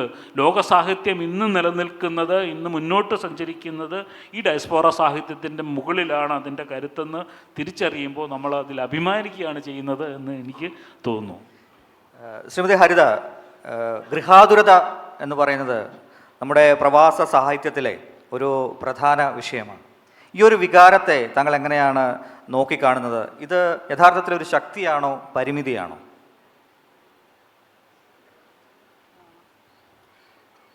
പ്രവാസികളുടെ ഒരു അതൊരു ശക്തിയാണെന്നോ അതിനെ ഞാൻ വിമർശിക്കുകയല്ല. അവരുടെ സ്വഭാവം എന്ന് പറയാമോ, അവരെപ്പോഴും ഗൃഹാതുരതയിൽ അഭിരമിക്കുന്നവരാണ് എന്നെനിക്ക് തോന്നിയിട്ടുണ്ട്. പക്ഷേ നമ്മളെപ്പോഴും നമ്മുടെ റെസ്പോൺസിബിലിറ്റികളെക്കുറിച്ച് കുറച്ചുകൂടെ ബോധവാന്മാരാവണം എന്നാണ് എനിക്ക് തോന്നുന്നത്. നമ്മൾ തീർച്ചയായിട്ടും നാട് വിട്ടു നിൽക്കുന്ന മനുഷ്യരാകുമ്പോൾ നമുക്ക് നാടിനെ ഓർമ്മ വരും, നമ്മുടെ കുട്ടിക്കാലം ഓർമ്മ വരും, നമ്മുടെ നാട്ടിലെ കാലങ്ങൾ, മനുഷ്യർ, ഭാഷ, ഇവയൊക്കെ നമ്മൾ ഒരുപാട് മിസ് ചെയ്യും. തീർച്ചയായിട്ടും ഞാനും അത് മിസ് ചെയ്യാറുണ്ട്. പക്ഷേ നമ്മൾ അതിനെക്കുറിച്ച് മാത്രം ചിന്തിക്കുകയും അതിനെക്കുറിച്ച് മാത്രം എഴുതുകയും ചെയ്താൽ അത് തീർച്ചയായിട്ടും അതൊരു ദൗർബല്യമായിട്ടേ ഞാൻ കരുതുകയുള്ളൂ. പ്രവാസികൾ എന്നുള്ള രീതിയിൽ നമ്മുടെ മുന്നിൽ ധാരാളം ഓപ്പർച്യൂണിറ്റീസ് ഉണ്ട്. നമ്മുടെ നാട്ടുകാർ കാണാത്ത ഒരുപാട് ലോകങ്ങൾ, ഒരുപാട് മനുഷ്യർ, ഒരുപാട് അനുഭവങ്ങൾ, ഇവയെല്ലാം നമ്മുടെ മുന്നിലൂടെ കടന്നു പോവുകയാണ്. നമ്മൾ അവയെക്കുറിച്ചൊക്കെ നമ്മുടെ നാട്ടുകാരോട് പറയേണ്ടതുണ്ട്. നമ്മുടെ നാട്ടിൽ, അതായത് കേരളത്തിലുള്ളവരുടെ ഒരു പ്രശ്നമായിട്ട് എനിക്ക് എപ്പോഴും തോന്നുന്നത്, നമ്മൾ എപ്പോഴും സേഫ് സോണിൽ ജീവിക്കുന്ന മനുഷ്യരാണ്. നമുക്ക് യുദ്ധങ്ങളുണ്ടായിട്ടില്ല, കലാപങ്ങളുണ്ടായിട്ടില്ല, നമുക്ക് ഇത്തരം കാര്യങ്ങളൊന്നും കാണേണ്ടി വന്നിട്ട് പോലുമില്ല. അതുകൊണ്ട് തന്നെ നമ്മുടെ നാട്ടിൽ വളർന്നു വരുന്ന വർഗീയതയെ പലരും അറിയാതെ പോലും പ്രോത്സാഹിപ്പിക്കുന്നതായിട്ടാണ് എനിക്ക് തോന്നുന്നത്. പക്ഷേ ഇത്തരം പ്രശ്നങ്ങൾ, വർഗീയതയ്ക്ക് കൊടുക്കുന്ന പൊളിറ്റീഷ്യൻസ് വളർത്തിക്കൊണ്ടുവരുന്ന ഈ വർഗീയത നമ്മുടെ നാടിനെ എങ്ങോട്ടാണ് നയിക്കുന്നതെന്ന് ആ അറിവില്ലായ്മയാണ് അതിൻ്റെ പിന്നിലുള്ള പ്രധാന കാരണം. മതം എന്ന് പറയുന്നത് വളരെ സ്വകാര്യമായ ഒരു കാര്യമാണ്. നമുക്ക് മറ്റൊരു രക്ഷയില്ലാതെ വരുമ്പോൾ സാധാരണ മനുഷ്യർ അള്ളിപ്പിടിക്കുന്ന അവരുടെ ഒരേ ഒരു ആശ്രയമാണ് മതം. അത്ര പ്രിയപ്പെട്ട, അത്ര സ്വകാര്യമായ ഒരു കാര്യത്തെ ഉപയോഗിച്ച് പൊളിറ്റീഷ്യൻസ് അവരുടെ അജണ്ടകൾ നടപ്പിലാക്കാൻ ശ്രമിക്കുമ്പോൾ നമ്മൾ ദുർബലരാണ്, നമ്മൾ അതിൽ വീണു പോകുന്നു. അതാണ് സംഭവിക്കുന്നത്. പക്ഷേ പ്രവാസികളായ നമ്മൾ ഒരുപാട് കാര്യങ്ങൾ കാണുന്നുണ്ട്, മറ്റുള്ള രാജ്യങ്ങളിലെ ജീവിതങ്ങൾ കാണുന്നുണ്ട്. ഈ കാര്യങ്ങൾ നമ്മുടെ നാട്ടിലുള്ളവരോട് പറയേണ്ടതുണ്ട്. നമുക്ക് നമ്മുടെ നാട്ടിലെ പണ്ടത്തെ വെള്ളക്കാവണ്ടിയും മാമ്പൂവും കായലും കടലും അതൊക്കെ പറയണം. പക്ഷെ അതിന് മാത്രമാവരുത് പ്രാധാന്യം. ഒരു മനുഷ്യനെന്നുള്ള രീതിയിൽ നമുക്ക് നമ്മുടെ നാടിനോടൊരു റെസ്പോൺസിബിലിറ്റി ഉണ്ട്. നമ്മളിൽ മാത്രം അഭിരമിക്കുന്നുണ്ടോ എന്നാണ് എൻ്റെ സംശയം. നമ്മുടെ വിഷമങ്ങൾ, നമ്മുടെ ആഗ്രഹങ്ങൾ, നമ്മുടെ ഗൃഹാതുരത, ഇവയിലൊക്കെ മാത്രം നമ്മുടെ ചിന്തകൾ ഒതുങ്ങി നിൽക്കുന്നതാണ് പ്രശ്നം. ചുറ്റുമുള്ളവരെ നോക്കുക, ചുറ്റുമുള്ളവരുടെ മുഖത്തേക്ക് നോക്കുക. അവന് വിശക്കുന്നുണ്ടോ, അവൻ്റെ മുഖം വാടിയിരിക്കുന്നുണ്ടോ, അവനെന്തെങ്കിലും വിഷമമുണ്ടോ, അതൊക്കെ ആ കണ്ണുകളിൽ നിന്ന് തിരിച്ചറിയാൻ ശ്രമിച്ച് ആ പ്രശ്നങ്ങൾ എന്താണെന്നറിഞ്ഞ് അത് നമുക്ക് പരിഹരിക്കാൻ പറ്റുന്നത് നമ്മൾ പരിഹരിക്കും. പക്ഷേ എഴുത്തുകാർ അതിനെക്കുറിച്ച് കൂടെ എഴുതാൻ ശ്രമിക്കണം. അത് നമ്മുടെ നാടിനൊരു പ്രയോജനം ഉണ്ടാകുന്ന രീതിയിൽ അത് മാറ്റിയെടുക്കണം എന്നാണ് എനിക്ക് തോന്നുന്നത്. ശ്രീ ബെന്യാമൻ, ഇതുമായി ചേർത്ത് എനിക്ക് പറയാനുള്ള ഒരു കാര്യം, ഈ സൽമാൻ റുഷ്ദി മുന്നോട്ട് വെക്കുന്ന ഒരു ആശയമുണ്ട്. ഇമാജിനറി ഹോംലാൻഡ് എന്നാണ് അദ്ദേഹത്തിൻ്റെ ഒരു ലേഖനത്തിൽ പറയുന്ന, വളരെ വിശദമായി പറയുന്ന ഒരു കാര്യമാണ്. നമ്മൾ ഓരോ പ്രവാസികളും ഒരു ഇമാജിനറി ഹോംലാൻഡിനെ കൂടെ കൊണ്ട് നടക്കുന്നുണ്ട്. നമ്മൾ നാട്ടിൽ നിന്ന് പോരുമ്പോൾ നമ്മുടെ ചുറ്റുപാടുകളെ കൊണ്ടുവന്ന് നമ്മുടെ ഈ പ്രദേശത്ത് പ്രതിഷ്ഠിച്ചിട്ടാണ് നമ്മൾ ഓരോരുത്തരും ജീവിക്കുന്നത്. അമേരിക്കയിലേക്ക് പോകുന്ന ഒരാൾ ഒരു കരിവേപ്പില കൊണ്ടുപോയി അയാളുടെ പിന്നാമ്പുറത്ത് നടുന്നത് എൻ്റെ കേരളത്തിൻ്റെ ഒരു പരിസരത്താണ് ഞാൻ ജീവിക്കുന്നത് എന്ന് സ്വയം വിശ്വസിപ്പിക്കുന്നതിന് വേണ്ടിയാണ്. അപ്പം നമ്മൾ ഓരോരുത്തരും നാട്ടിൽ ആഘോഷിക്കുന്നതിനേക്കാൾ കൂടുതലായി ഓണവും വിഷുവും പെരുന്നാളും ഉത്സവങ്ങളും എല്ലാം ഇവിടെ ആഘോഷിക്കുന്നതിൻ്റെ ഒരു കാരണം നമ്മൾ ഈ ഇമാജിനറി ഹോംലാൻഡിനെ നമ്മുടെ ചുറ്റും വളർത്തുന്നതുകൊണ്ടാണ്. ഇത് ഒരു സുരക്ഷാ വലയമാണ്. അപ്പോൾ ഞാനത് ആടുജീവിതത്തിൽ ഉപയോഗിച്ചിട്ടുണ്ട്, ഈ ഇമാജിനറി ഹോംലാൻഡ് എന്ന് പറയുന്ന ആശയം. നജീബ് മരുഭൂമിയിൽ ഒറ്റപ്പെട്ടാണ് ജീവിക്കുന്നത്. അയാൾക്ക് ആരും കൂട്ടില്ല, കൂട്ടുള്ളത് ആടുകൾ മാത്രമാണ്. പക്ഷേ അയാൾ ചെയ്യുന്നത് അയാളുടെ നാട്ടിലുള്ള കഥാപാത്രങ്ങൾ, അയാൾ ഇഷ്ടപ്പെട്ട സിനിമാ താരങ്ങളുടെ, രാഷ്ട്രീയ നേതാക്കളുടെ, അയാളുടെ നാട്ടിലുള്ള ഓരോ തരം ജീവിതങ്ങളുടെ, മനുഷ്യരുടെ പേരുകൾ ഇട്ടിട്ട് ഇയാൾ ഒരു ഇമാജിനറി ഹോംലാൻഡ് സൃഷ്ടിക്കുന്നുണ്ട്. ഓരോ പ്രവാസിയും ഇത്തരത്തിലുള്ളൊരു ഇമാജിനറി ഹോംലാൻഡിലാണ് ജീവിക്കുന്നത് എന്നതൊരു യാഥാർത്ഥ്യമാണ്. പക്ഷേ നമ്മളൊരു എഴുത്തിൻ്റെ ലോകത്തേക്ക് വരുമ്പോൾ ഇത് പൊട്ടിച്ചിട്ട്, ഈ ഇമാജിനറി ഹോംലാൻഡിനെ പൊട്ടിച്ചിട്ട് അപരനെ കാണാനുള്ള ഒരു വലിയ സാധ്യതയെ നമ്മൾ മുതലെടുക്കുകയാണ് വേണ്ടത്. ഇപ്പോൾ സൽമാൻ റുഷ്ദി തന്നെ പറയുന്നു, ഈ അടുത്തിടയ്ക്ക് ഇറങ്ങിയ ഒരു അഭിമുഖത്തിൽ അദ്ദേഹം പറയുന്നത്, നിങ്ങൾ നിങ്ങളുടെ തൊലിനിറമുള്ള മനുഷ്യരെക്കുറിച്ച് മാത്രമാണ് എഴുതുന്നത് എങ്കിൽ അത് ലോകത്തിലെ ഏറ്റവും ഡിസാസ്റ്ററായ നോവലായിരിക്കും എന്നുള്ളതാണ്. വ്യത്യസ്തമായ മനുഷ്യരെ, വ്യത്യസ്തമായ തൊലിനിറങ്ങളുള്ള മനുഷ്യരെ, അവരുടെ ജീവിതങ്ങളെ, അവരുടെ അനുഭവങ്ങളെ, അവരുടെ സങ്കീർണതകളെ കൂടി നിങ്ങൾക്ക് സാഹിത്യത്തിലേക്ക് പകർത്താൻ കഴിയുമ്പോഴാണ് അത് മഹത്തായ സാഹിത്യമാവുന്നത്. നിങ്ങൾ എഴുത്തുകാരായ ധാരാളം ആളുകളുണ്ട്. ഇവിടെ ഇരുന്നു കൊണ്ട് നിങ്ങൾ ഈ മലയാള ജീവിതത്തെക്കുറിച്ച് മാത്രം, അതിൻ്റെ സങ്കീർണതയെക്കുറിച്ച് മാത്രം പറയാതെ ഇവിടെ എത്രയോ മനുഷ്യർ നിങ്ങളുടെ അപ്പുറത്തുണ്ട്. 100-ലധികം രാജ്യങ്ങളിൽ നിന്ന് വരുന്ന മനുഷ്യർ ഗ്രോസറികളിലും സൂപ്പർ മാർക്കറ്റുകളിലും റോഡുകളിലും ഒക്കെ വർക്ക് ചെയ്യുക. അപ്പം നിങ്ങളുടെ തൊലിനിറത്തിന് പുറത്തുള്ള, തൊലിനിറമെന്ന് അദ്ദേഹം ഉദ്ദേശിക്കുന്നത് നിങ്ങളുടെ അതേ വർഗമെന്ന അർത്ഥത്തിലാണ്. അതിന് പുറത്തുള്ളവരെ കാണാനും അവരുടെ ജീവിതങ്ങളെ ആവിഷ്കരിക്കാനുമുള്ള ഒരു മനസ്ഥിതി ഇല്ല എങ്കിൽ നമുക്കൊരു നല്ല എഴുത്തുകാരന് ആയിത്തീരാൻ കഴിയില്ല എന്നുള്ളതാണ്. പ്രവാസത്തിൻ്റെ സാധ്യത അതാണ്. നിങ്ങൾക്ക് കേരളത്തിലിരുന്നു കൊണ്ട് ജീവിക്കാൻ കഴിയാത്ത, അനുഭവിക്കാൻ കഴിയാത്ത എത്രയോ അധികം ജീവിതങ്ങളെയാണ് കാണുന്നത്. അതിലേക്ക് നമ്മളുടെ കണ്ണ് പോകേണ്ടതുണ്ട്. ഒരു എഴുത്തുകാർ, പ്രത്യേകിച്ച് എഴുത്തുകാർ കൂടിയിരിക്കുന്ന ഒരിടമായതുകൊണ്ടാണ് ഞാനത് പറയുന്നത്. അതിലേക്ക് പോകുമ്പോഴാണ് യഥാർത്ഥത്തിൽ നമുക്ക് കൂടുതൽ വ്യത്യസ്തപരമായ ജീവിതങ്ങളെ, അനുഭവങ്ങളെ നമുക്ക് മലയാള സാഹിത്യത്തിന് സമ്മാനിക്കാൻ കഴിയുന്നത് എന്ന് എനിക്ക് തോന്നുകയാണ്. അതുകൂടി ഞാൻ അതിനോട് ചേർത്ത് പറയുന്നു. താങ്കൾ തന്നെ നേരത്തെ സൂചിപ്പിച്ചതുപോലെ പ്രവാസികൾ എല്ലാ കാലത്തും അഭിമുഖീകരിക്കേണ്ടി വരുന്ന ഒരു സത്വ പ്രതിസന്ധിയുണ്ട്. ഈ ഒരു ഐഡൻറ്റിറ്റി ക്രൈസിസ് അവനിലുണ്ടാക്കുന്ന ആത്മസംഘർഷങ്ങളെ അതിൻ്റെ സൂക്ഷ്മതയോടെ അവതരിപ്പിക്കാൻ ഇന്നത്തെ പ്രവാസി എഴുത്തുകാർക്ക് കഴിയുന്നുണ്ടോ? മലയാള സാഹിത്യത്തിലെ പ്രവാസ എഴുത്തുകാരിൽ നോക്കിക്കഴിഞ്ഞാൽ അത് വളരെ കുറവാണ് എന്ന് പറയും. പക്ഷേ ഈ പറഞ്ഞതുപോലെ നിർമ്മലയുടെ കഥകളിൽ നമ്മൾ പരിശോധിച്ചാൽ, നിങ്ങൾ വായിച്ചിട്ടുണ്ടോ എന്നറിയില്ല, കാനഡയിൽ നിന്ന് എഴുതുന്ന എഴുത്തുകാരിയാണ്. വളരെ രസകരമായ രീതിയിൽ അതിനെ ചെറിയ തോതിലെങ്കിലും വളർത്താൻ അല്ലെങ്കിൽ മലയാള സാഹിത്യത്തിലേക്ക് കൊണ്ടുവരാൻ കഴിയുന്നുണ്ട്. എന്നാൽ ബഹുഭൂരിപക്ഷം എഴുത്തുകാരും ഈ സങ്കീർണതയെ പകർത്താൻ ശ്രമിക്കുന്നില്ല എന്നുള്ളതാണ്. അവിടെയാണ് ഞാൻ മുമ്പേ പറഞ്ഞതുപോലെ രണ്ടാം തലമുറ, മൂന്നാം തലമുറ എഴുത്തുകാർ അതിനെ വളരെ സൂക്ഷ്മമായി പഠിക്കുകയും ആ സങ്കീർണതകൾ ഉൾക്കൊള്ളുകയും ഒക്കെ ചെയ്യുന്നു. അത് നമുക്ക് ഒരുപക്ഷെ മനസ്സിലാവാത്ത ഒന്നാണ്. ഇപ്പം ഞാൻ ഒരു ഉദാഹരണം പറഞ്ഞാൽ, എൻ്റെ ഒരു കസിൻ, അവൻ മഹാരാഷ്ട്രയിൽ, ബോംബെയിൽ ജനിച്ചു വളർന്ന ആളാണ്.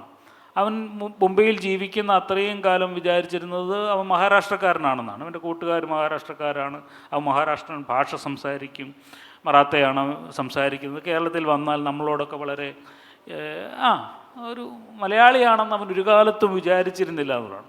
കുറേ കാലത്തിന് ശേഷം ഇദ്ദേഹം കാനഡയിൽ പോയി. കാനഡയിൽ ചെന്നപ്പോഴാണ് ഇദ്ദേഹത്തിന് മനസ്സിലാവുന്നത് ഞാനൊരു മറാത്തക്കാരനാണെന്ന്. മറാത്ത ക്ലബ്ബുകാരൊന്നും അവനെ കൂട്ടത്തില്ല. മറാത്ത സംസ്കാരവുമായുള്ള യാതൊന്നും അവന് കോമണായി പങ്കുവെക്കാനില്ല എന്ന് തിരിച്ചറിയുകയും അവൻ പതിയെ മലയാളി സമുദായത്തോട് അടുക്കുകയും തൻ്റെ വേരുകൾ അന്വേഷിക്കാൻ തുടങ്ങുകയും നാടിനോട് കൂടുതൽ ബന്ധപ്പെടുകയും ചെയ്യുന്നു. എങ്ങനെയാണ് ഈ ഒരു അപരദേശത്ത് പോകുമ്പോൾ നമ്മളുടെ സത്വത്തെ നമ്മൾ കൂടുതൽ തിരിച്ചറിയുന്നത് എന്നതിൻ്റെ ഒരു വലിയ ഉദാഹരണമായി ഞാനത് എപ്പോഴും വിചാരിക്കാറുണ്ട്. ഇന്ത്യയിൽ ജീവിച്ചിരുന്ന കാലത്ത് അവൻ ഒരിക്കലും വിചാരിച്ചിരുന്നില്ല ഈ സ്വത്വപ്രതിസന്ധി കൂടുതൽ ആഴത്തിൽ അടയാളപ്പെടുത്തുക എന്നത് സാഹിത്യത്തിൻ്റെ ഒരു വലിയ ധർമ്മമായി ഞാൻ കരുതുന്നുണ്ട്. അത് ഒരുപക്ഷെ ഞാൻ വിചാരിക്കുന്നത് നമ്മളിൽ നിന്നല്ല, നമ്മുടെ കുട്ടികളിൽ നിന്നാണ് അത് ഉണ്ടാവുന്നത് എന്നാണ്. അതുകൊണ്ട് നമ്മുടെ കുട്ടികളാരും കഴിവില്ലാത്തവരായി കരുതേണ്ടതില്ല. അവരെ കൂടുതൽ ഈ ഭാഷയിലേക്ക് ഇറങ്ങാൻ നിങ്ങൾ പരിശീലിപ്പിക്കുമെങ്കിൽ അവരിൽ നിന്ന് വളരെ സർഗാത്മകമായ രചനകൾ ഉണ്ടാവുമെന്ന് വിശ്വസിക്കുന്ന ഒരാളെയാണ് ഞാൻ. ഇപ്പോൾ നമ്രത വർഗീസ് എന്ന് പറയുന്ന ഒരു കുട്ടിയുടെ 16 വയസ്സുള്ള അമേരിക്കയിൽ നിന്നുള്ള ഒരു കുട്ടിയുടെ കഥകളുടെ അവതാരിക എഴുതാൻ, ഇംഗ്ലീഷിൽ എഴുതിയിട്ടുള്ള കഥകളുടെ അവതാരിക എഴുതാൻ എനിക്ക് കഴിഞ്ഞിട്ടുണ്ട്. അവൾ അമേരിക്കയിൽ ജനിച്ചു വളർന്ന കുട്ടിയാണ്. പക്ഷേ അവൾ എങ്ങനെയാണ് ആ ജീവിതത്തെ നോക്കിക്കാണുന്നത് എന്നതിൻ്റെ വളരെ മനോഹരമായ ചില ആവിഷ്കാരങ്ങൾ. അതുകൊണ്ട് നമ്മുടെ കുട്ടികളെ, പ്രത്യേകിച്ച് ഗൾഫ് രാജ്യങ്ങളിൽ ജീവിക്കുന്ന കുട്ടികളെ ഭാഷകളിലേക്ക് കൂടുതൽ ഇറക്കിച്ചെല്ലാനുള്ള ഒരു ശ്രമം ഉണ്ടാവണം. അവർ നേരിടുന്ന ഒരു വലിയ പ്രശ്നം, അവർക്ക് മലയാളവും കൃത്യമായി അറിയില്ല. എന്നാൽ ഇംഗ്ലീഷിൽ എത്തപ്പെട്ടോ എന്ന് ചോദിച്ചാൽ അവിടെയും ഇല്ലാത്ത തരത്തിലുള്ള ഒരു വലിയ സങ്കീർണത നമ്മുടെ കുട്ടികൾ അനുഭവിക്കുന്നുണ്ട് എന്നുള്ളതാണ്.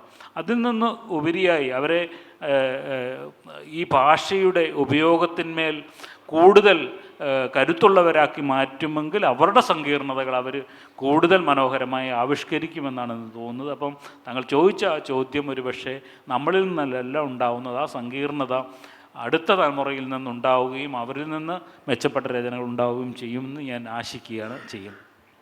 ശ്രീമതി ഹരിത, ഒരു പ്രവാസി എഴുത്തുകാരി എന്ന നിലയിൽ പ്രവാസ സാഹിത്യം നേരിടുന്ന പ്രധാനപ്പെട്ട വെല്ലുവിളികൾ, അല്ലെങ്കിൽ പ്രവാസി എഴുത്തുകാർ നേരിടുന്ന പ്രധാനപ്പെട്ട വെല്ലുവിളികൾ എന്തൊക്കെയാണ്? എങ്ങനെയാണ് ആ വെല്ലുവിളികളെ മറികടക്കാൻ സാധിക്കുക?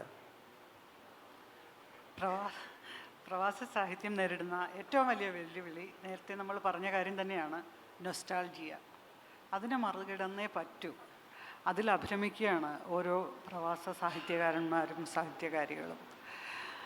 അത് നമ്മുടെ നാട് ഒരു വലിയ പ്രശ്നത്തിലൂടെ കടന്നു പോവുകയാണ്.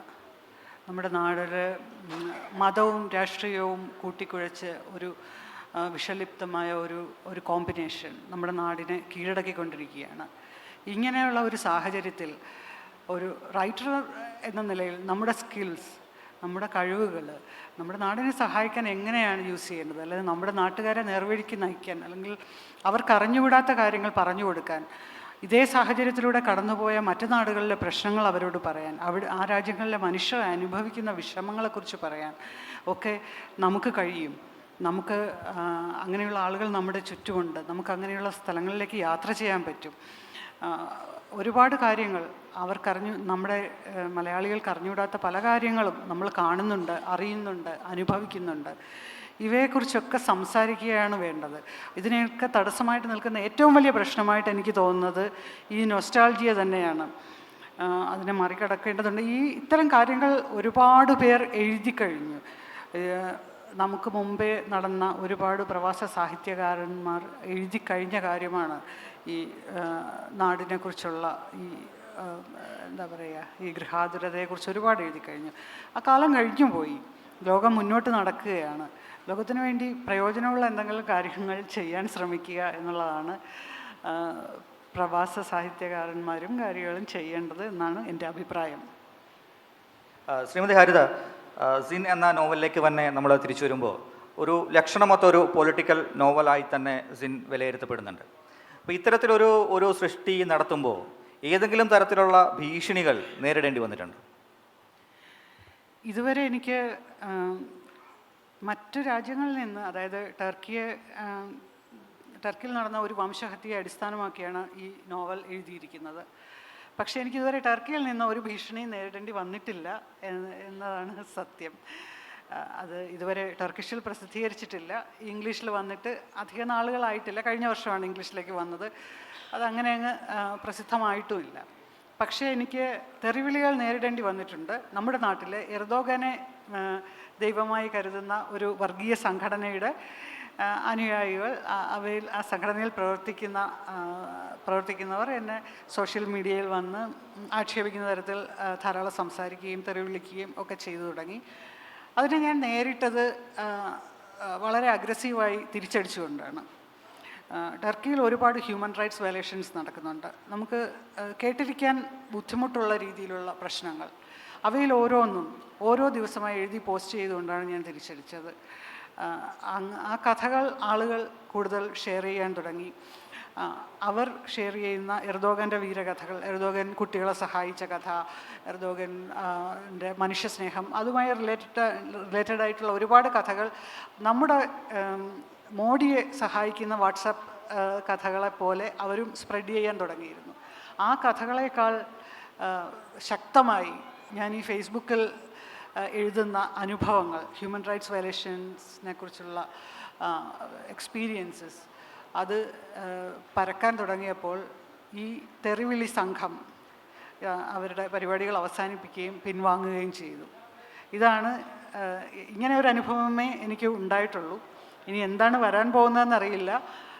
സിൻ കുർദിഷിലേക്ക് ട്രാൻസ്ലേറ്റ് ചെയ്യാനുള്ള ചില ശ്രമങ്ങൾ നടക്കുന്നുണ്ട്. അത് വന്നു കഴിഞ്ഞാൽ സ്ഥിതി മാറാം എന്നാണ് തോന്നുന്നത്. ശ്രീ ബെന്യാമൻ, പ്രവാസ എഴുത്തുകാർ തങ്ങളുടെ മാതൃഭാഷയിൽ നിന്ന് വ്യത്യസ്തമായ ഒരു ഭാഷ സംസാരിക്കുന്ന വ്യത്യസ്തമായ ഒരു സംസ്കാരത്തിൽ ജീവിക്കുമ്പോൾ അവരുടെ എഴുത്തിൽ ഭാഷാപരമായ എന്തെങ്കിലും വെല്ലുവിളി നേരിടേണ്ടി വരുന്നുണ്ടോ എന്ന് എനിക്ക് തോന്നുന്നില്ല. നമ്മൾ ഒരു രചനയിലേക്ക് ഇറങ്ങിച്ചെല്ലുമ്പോൾ അതിനനുയോജ്യമായ ഭാഷ സ്വീകരിക്കുകയാണ് ചെയ്യുന്നത്. ഒരു പക്ഷേ വ്യത്യസ്ത സംസ്കാരങ്ങളിൽ നിന്ന്, വ്യത്യസ്ത രാജ്യങ്ങളിൽ നിന്ന് വരുന്ന മനുഷ്യരെ അടയാളപ്പെടുത്തേണ്ടി വരുമ്പോൾ അവരുടെ കൂടി ചില ഭാഷകളോ പദങ്ങളോ ഒക്കെ ഉപയോഗപ്പെടുത്തിക്കൊണ്ട് അതിൻ്റെ ഒരു സാധ്യത പരീക്ഷിക്കാനുള്ള ഒരു അവസരം കൂടിയാണ് എന്നാണ് എനിക്ക് പലപ്പോഴും തോന്നിയിട്ടുള്ളത്. അല്ലാതെ പ്രവാസ എഴുത്തുകാർക്ക് അല്ലെങ്കിൽ ഈ പുറം ദേശങ്ങളിൽ താമസിക്കുന്നവർക്ക്, ഡയസ്പോറയിൽ താമസിക്കുന്നവർക്ക് മാത്രമായി ഒരു ഭാഷാപരമായ വെല്ലുവിളി ഉണ്ട് എന്ന് എനിക്ക് തോന്നുന്നില്ല. നമ്മൾ രചനയിലേക്ക് ഇറങ്ങിയാൽ, സാഹിത്യമാണ് നമ്മളുടെ പ്രധാനപ്പെട്ട വിഷയമെങ്കിൽ, സാഹിത്യം അതിനെ ഗൗരവമായി കാണുന്നുണ്ട് എങ്കിൽ ഭാഷാപരമായ ബലമുണ്ടാക്കുക എന്ന് പറയുന്നത് നമ്മുടെ ഉത്തരവാദിത്വമാണ്. നമുക്ക് ഭാഷാപരമായ ദൗർബല്യങ്ങളുണ്ട് എങ്കിൽ അതിനെ അതിജീവിക്കുവാൻ നമ്മളുടെ മുമ്പിൽ വരുന്ന ഏതുതരം ജീവിതത്തെയും ആവിഷ്കരിക്കാൻ കഴിയാവുന്ന തരത്തിലുള്ള ഒരു ഭാഷ ഉണ്ടാക്കുക. അതിനുവേണ്ടി നമ്മൾ ചെയ്യേണ്ടത് നമ്മൾ ഭാഷയിൽ ഇറങ്ങി നീന്തുക എന്ന് പറയുന്ന ഒന്നാണ്. നമ്മൾ വെള്ളത്തിലിറങ്ങി നീന്തിയാലല്ലാതെ നമുക്ക് നീന്തൽ പഠിക്കാൻ കഴിയില്ല എന്ന് പറയുന്നത് പോലെ നിരന്തരം എഴുതി നമ്മളുടെ ഏതുതരം അനുഭവങ്ങളെയും ഏറ്റവും മനോഹരമായ രീതിയിൽ ആവിഷ്കരിക്കാൻ കഴിയാവുന്ന ഒരു ഭാഷ നമ്മൾ സ്വയം സൃഷ്ടിച്ചെടുക്കുകയാണ്. അതിലൂടെ ഓരോ എഴുത്തുകാരനും അവൻ്റേതായ ഒരു ശൈലി നിർമ്മിക്കുന്നുണ്ട്, അവൻ്റേതായ ഒരു സങ്കേതം നിർമ്മിക്കുന്നുണ്ട്, അവൻ്റേതായ ഒരു രീതി നിർമ്മിക്കുന്നുണ്ട്.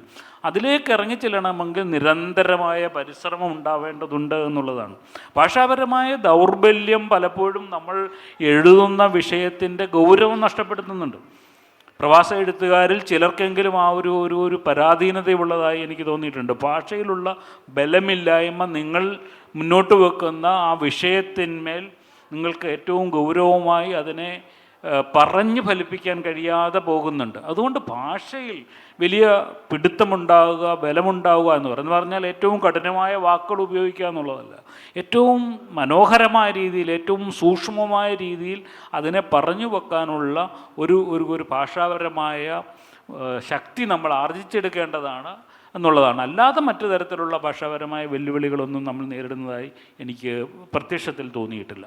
ശ്രീമതി ഹരിത, മറ്റൊരു ഭാഷ സംസാരിക്കുന്ന നാട്ടിൽ, പ്രത്യേകിച്ചും മലയാളികൾ വളരെ കുറവുള്ള ഒരു പ്രദേശത്ത് വ്യത്യസ്തമായ ഒരു സാംസ്കാരിക പ്രതലവുമായി ഒത്തുപോകുന്ന ഒരാൾ എന്ന നിലയ്ക്ക്, എന്നാൽ അതേസമയം തന്നെ മലയാളത്തിൽ രചനകൾ നടത്തുകയും ചെയ്യുമ്പോൾ ഇതിൽ നിന്ന് വ്യത്യസ്തമായ എന്തെങ്കിലും അഭിപ്രായം താങ്കൾക്ക് പങ്കുവയ്ക്കാനുണ്ടോ? മലയാളം വളരെ കുറച്ച് ഉപയോഗിക്കുന്ന ഒരാളാണ് ഞാൻ. എൻ്റെ സാഹചര്യങ്ങൾ കൊണ്ടാണ്, എനിക്ക് ഇഷ്ടമില്ലാത്തതുകൊണ്ടല്ല.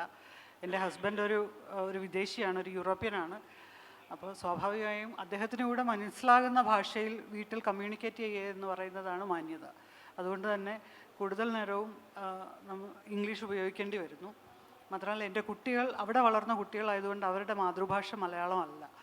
അവർ കാറ്റലൻ, സ്പാനിഷ് എന്നീ 2 ഭാഷകൾ ഒരുമിച്ച് ഉപയോഗിക്കുന്നു. ഇവർ മലയാളം മറന്നു പോകരുത് എന്ന് നിർബന്ധമുള്ളതുകൊണ്ട് അവരും ഞാനും തനിച്ചാകുന്ന സന്ദർഭങ്ങളിൽ ഞാൻ മലയാളത്തിൽ മാത്രം അവരോട് സംസാരിക്കുന്നു. അങ്ങനെ 4 ഭാഷകൾ മുഴങ്ങുന്ന ഒരു വീടാണ് എൻ്റേത്. സ്വാഭാവികമായിട്ടും അങ്ങനെ ഒരു സാഹചര്യത്തിൽ ജീവിക്കുമ്പോൾ എൻ്റെ ഭാഷയെ അത് കുറച്ചൊക്കെ ബാധിച്ചിട്ടുണ്ട് എന്ന് തന്നെ പറയേണ്ടി വരും. പിന്നെ സ്പെയിനിൽ മലയാളം പുസ്തകങ്ങൾ കിട്ടാൻ വളരെ പ്രയാസമാണ്. ഇംഗ്ലീഷ് പുസ്തകങ്ങൾ പോലും അവിടെ കിട്ടാനില്ല. അവിടെ സ്പാനിഷിനാണ് പ്രാധാന്യം. സ്പാനിഷ് ഒരു മഹത്തായ ഭാഷയാണ്, നിങ്ങളതിൽ വായിച്ചാൽ മതി എന്നൊരു ധാർഷ്ട്യവും അവർക്കുണ്ട്. മറ്റൊരു കൊളോണിയൽ ശക്തിയായിരുന്നല്ലോ അവർ. പക്ഷേ സിൻ എഴുതിയ സമയത്ത്, സിന്നായാലും ഖുർബാനാണെങ്കിലും അത് എഴുതിയ സമയത്ത് ഈ ഭാഷ എന്ന പ്രശ്നം എനിക്ക് തടസ്സമായതേയില്ല. അതിന് 2 കാരണങ്ങളുണ്ട്. ഏറ്റവും ലളിതമായ ഭാഷയിൽ, എനിക്ക് മനസ്സിലാകുന്ന ഭാഷയിൽ, അല്ലെങ്കിൽ എൻ്റെ കുട്ടികൾക്ക് മനസ്സിലാകുന്ന ഭാഷയിൽ മാത്രം എഴുതിയാൽ മതി എന്ന എൻ്റെ തീരുമാനമായിരുന്നു ഒന്ന്. പണ്ട് ഞാൻ കേരളത്തിൽ ഒരിടത്ത് താമസിച്ചിരുന്ന സമയത്ത് ഞാൻ ഈ ഉദാഹരണം പല സ്ഥലത്തും പറഞ്ഞിട്ടുണ്ട്. എൻ്റെ വീടിനടുത്തൊരു ഓട്ടോ സ്റ്റാൻഡ് ഉണ്ടായിരുന്നു. ഞാൻ ബസ് കയറാൻ പോകുന്ന സമയത്ത് ഈ ഓട്ടോ ഓടിക്കുന്ന ചേട്ടന്മാർ ചിലർ ആ ചൂടിൽ അവരുടെ സീറ്റിലിരുന്ന് പുസ്തകങ്ങൾ വായിക്കുന്നത് ഞാൻ കണ്ടിട്ടുണ്ട്. ഈ എഴുത്തുകാരിയാകാൻ തീരുമാനിച്ചപ്പോൾ ഞാൻ വിചാരിച്ചത് അങ്ങനെ വായിക്കുന്ന സാധാരണ മനുഷ്യർ, ഇപ്പം എൻ്റെ കുട്ടികളെപ്പോലെ വിദേശത്ത് താമസിച്ച് മലയാളം കഷ്ടിച്ചുപയോഗിക്കുന്നവർ, അങ്ങനെ എല്ലാവർക്കും മനസ്സിലാവുന്ന ഭാഷയിൽ ഉപയോഗിക്കണം. എൻ്റെ കയ്യിൽ അങ്ങനെ ഒരു ഭാഷയേ ഉള്ളൂ താനും. എൻ്റെ കയ്യിൽ കോംപ്ലിക്കേറ്റഡ് ആയിട്ടുള്ള മലയാളം എൻ്റെ കയ്യിലില്ല. കോംപ്ലിക്കേറ്റഡ് ആയിട്ട് എൻ്റെ അടുത്ത് സംസാരിച്ചാൽ എനിക്കൊട്ടും മനസ്സിലാവുകയില്ല. പിന്നെ എന്തായിരുന്നു ചോദിച്ചത്? ഇല്ല, അതൊരു ആ ഒരു പ്രതിസന്ധിയെ എങ്ങനെ. പിന്നെ സിൻ, ഖുർബാൻ എന്നീ നോവലുകൾ അത് വളരെ പൊളിറ്റിക്കലായിട്ടുള്ള 2 നോവലുകളാണ്. മറ്റൊരു ഭൂവിഭാഗത്തിൽ നമുക്ക് ഒട്ടും പരിചയമില്ലാത്ത സിറിയൻ ബോർഡറിലെ ടർക്കിയിൽ സംഭവിക്കുന്ന കഥയാണ് സിൻ പോലെ ഒരു കഥ എഴുതുമ്പോൾ, ഒരു വംശഹത്യയുടെ കഥയാണ്, സ്വാഭാവികമായിട്ടും ചരിത്രം, രാഷ്ട്രീയം, സംസ്കാരം, ഇത്തരം കാര്യങ്ങൾ വളരെ വിശദമായിട്ട് എഴുതേണ്ടതുണ്ട്. ഇതൊക്കെ കുർദുകളുടെ രാഷ്ട്രീയത്തെക്കുറിച്ച് നമുക്ക് എന്തറിയാം? നമുക്കൊന്നും അറിയില്ല. അപ്പോൾ സബ്ജക്റ്റ് ഓൾറെഡി കോംപ്ലിക്കേറ്റഡ് ആണ്. അത്രയും കോംപ്ലിക്കേറ്റഡ് ആയിട്ടുള്ളൊരു വിഷയത്തിലേക്ക് കടുത്ത ഭാഷ എന്ന ഒരു സങ്കീർണത കൂടെ വായനക്കാരുടെ പുറത്ത് അടിച്ചേൽപ്പിക്കരുതെന്ന് എനിക്ക് നിർബന്ധമുണ്ടായിരുന്നു. അതുകൊണ്ട് തന്നെ സിനിൽ ഉപയോഗിച്ചിരിക്കുന്ന ഭാഷ ഒട്ടും കോംപ്ലിക്കേറ്റഡ് ആക്കാൻ ഞാൻ ശ്രമിച്ചിട്ടില്ല. എൻ്റെ ഭാഷയിൽ എനിക്ക് മനസ്സിലാകുന്ന, നിങ്ങൾക്കെല്ലാവർക്കും, എല്ലാ മലയാളികൾക്കും മനസ്സിലാകുന്ന ഭാഷയിലാണ് ഞാൻ എഴുതിയിരിക്കുന്നത്. അതിൽ സങ്കീർണമായ ഒരു വാക്കുപോലും അതിലില്ല. പിന്നെ ഖുർബാൻ അതുപോലെ തന്നെ ആ ഒരു രീതിയിൽ തന്നെ എഴുത്ത് തുടർന്നാൽ മതിയെന്നാണ് എൻ്റെ തീരുമാനം. ഫിലോസഫിക്കലായിട്ടുള്ള എൻ്റെ ജീവിത വീക്ഷണങ്ങളോ അങ്ങനെയുള്ള കാര്യങ്ങളൊന്നും ഞാൻ അതിൽ കുത്തി നിറച്ചിട്ടില്ല. എൻ്റെ ഭാഷാ വൈദഗ്ധ്യമോ ഒന്നുമില്ല. ഞാൻ കണ്ട ജീവിതങ്ങൾ മാത്രമേ ഉള്ളൂ. ഞാൻ കണ്ട പ്രശ്നങ്ങൾ, ഞാൻ കണ്ട ദുഃഖങ്ങൾ, ഞാൻ കണ്ട മനുഷ്യർ, എൻ്റെ ഭയങ്ങൾ, എൻ്റെ രാജ്യത്തെക്കുറിച്ചുള്ള എൻ്റെ ഭയം, എൻ്റെ നാട്ടുകാരെക്കുറിച്ചുള്ള ഭയം, ഇത്തരം കാര്യങ്ങളാണ്. ഇതൊക്കെ ഷെയർ ചെയ്യാൻ എനിക്ക് എൻ്റെ ഭാഷ പോരെ. ഇനി ഡെലിഗേറ്റ്സിന് നമ്മുടെ പ്രിയപ്പെട്ട എഴുത്തുകാരോട് സംവദിക്കുന്നതിനുള്ള അവസരമാണ്. സമയപരിമിതിയുണ്ട്, അതുകൊണ്ട് തന്നെ വളരെ ചുരുങ്ങിയ വാക്കുകളിൽ ചോദ്യങ്ങൾ ചോദിക്കാവുന്നതാണ്.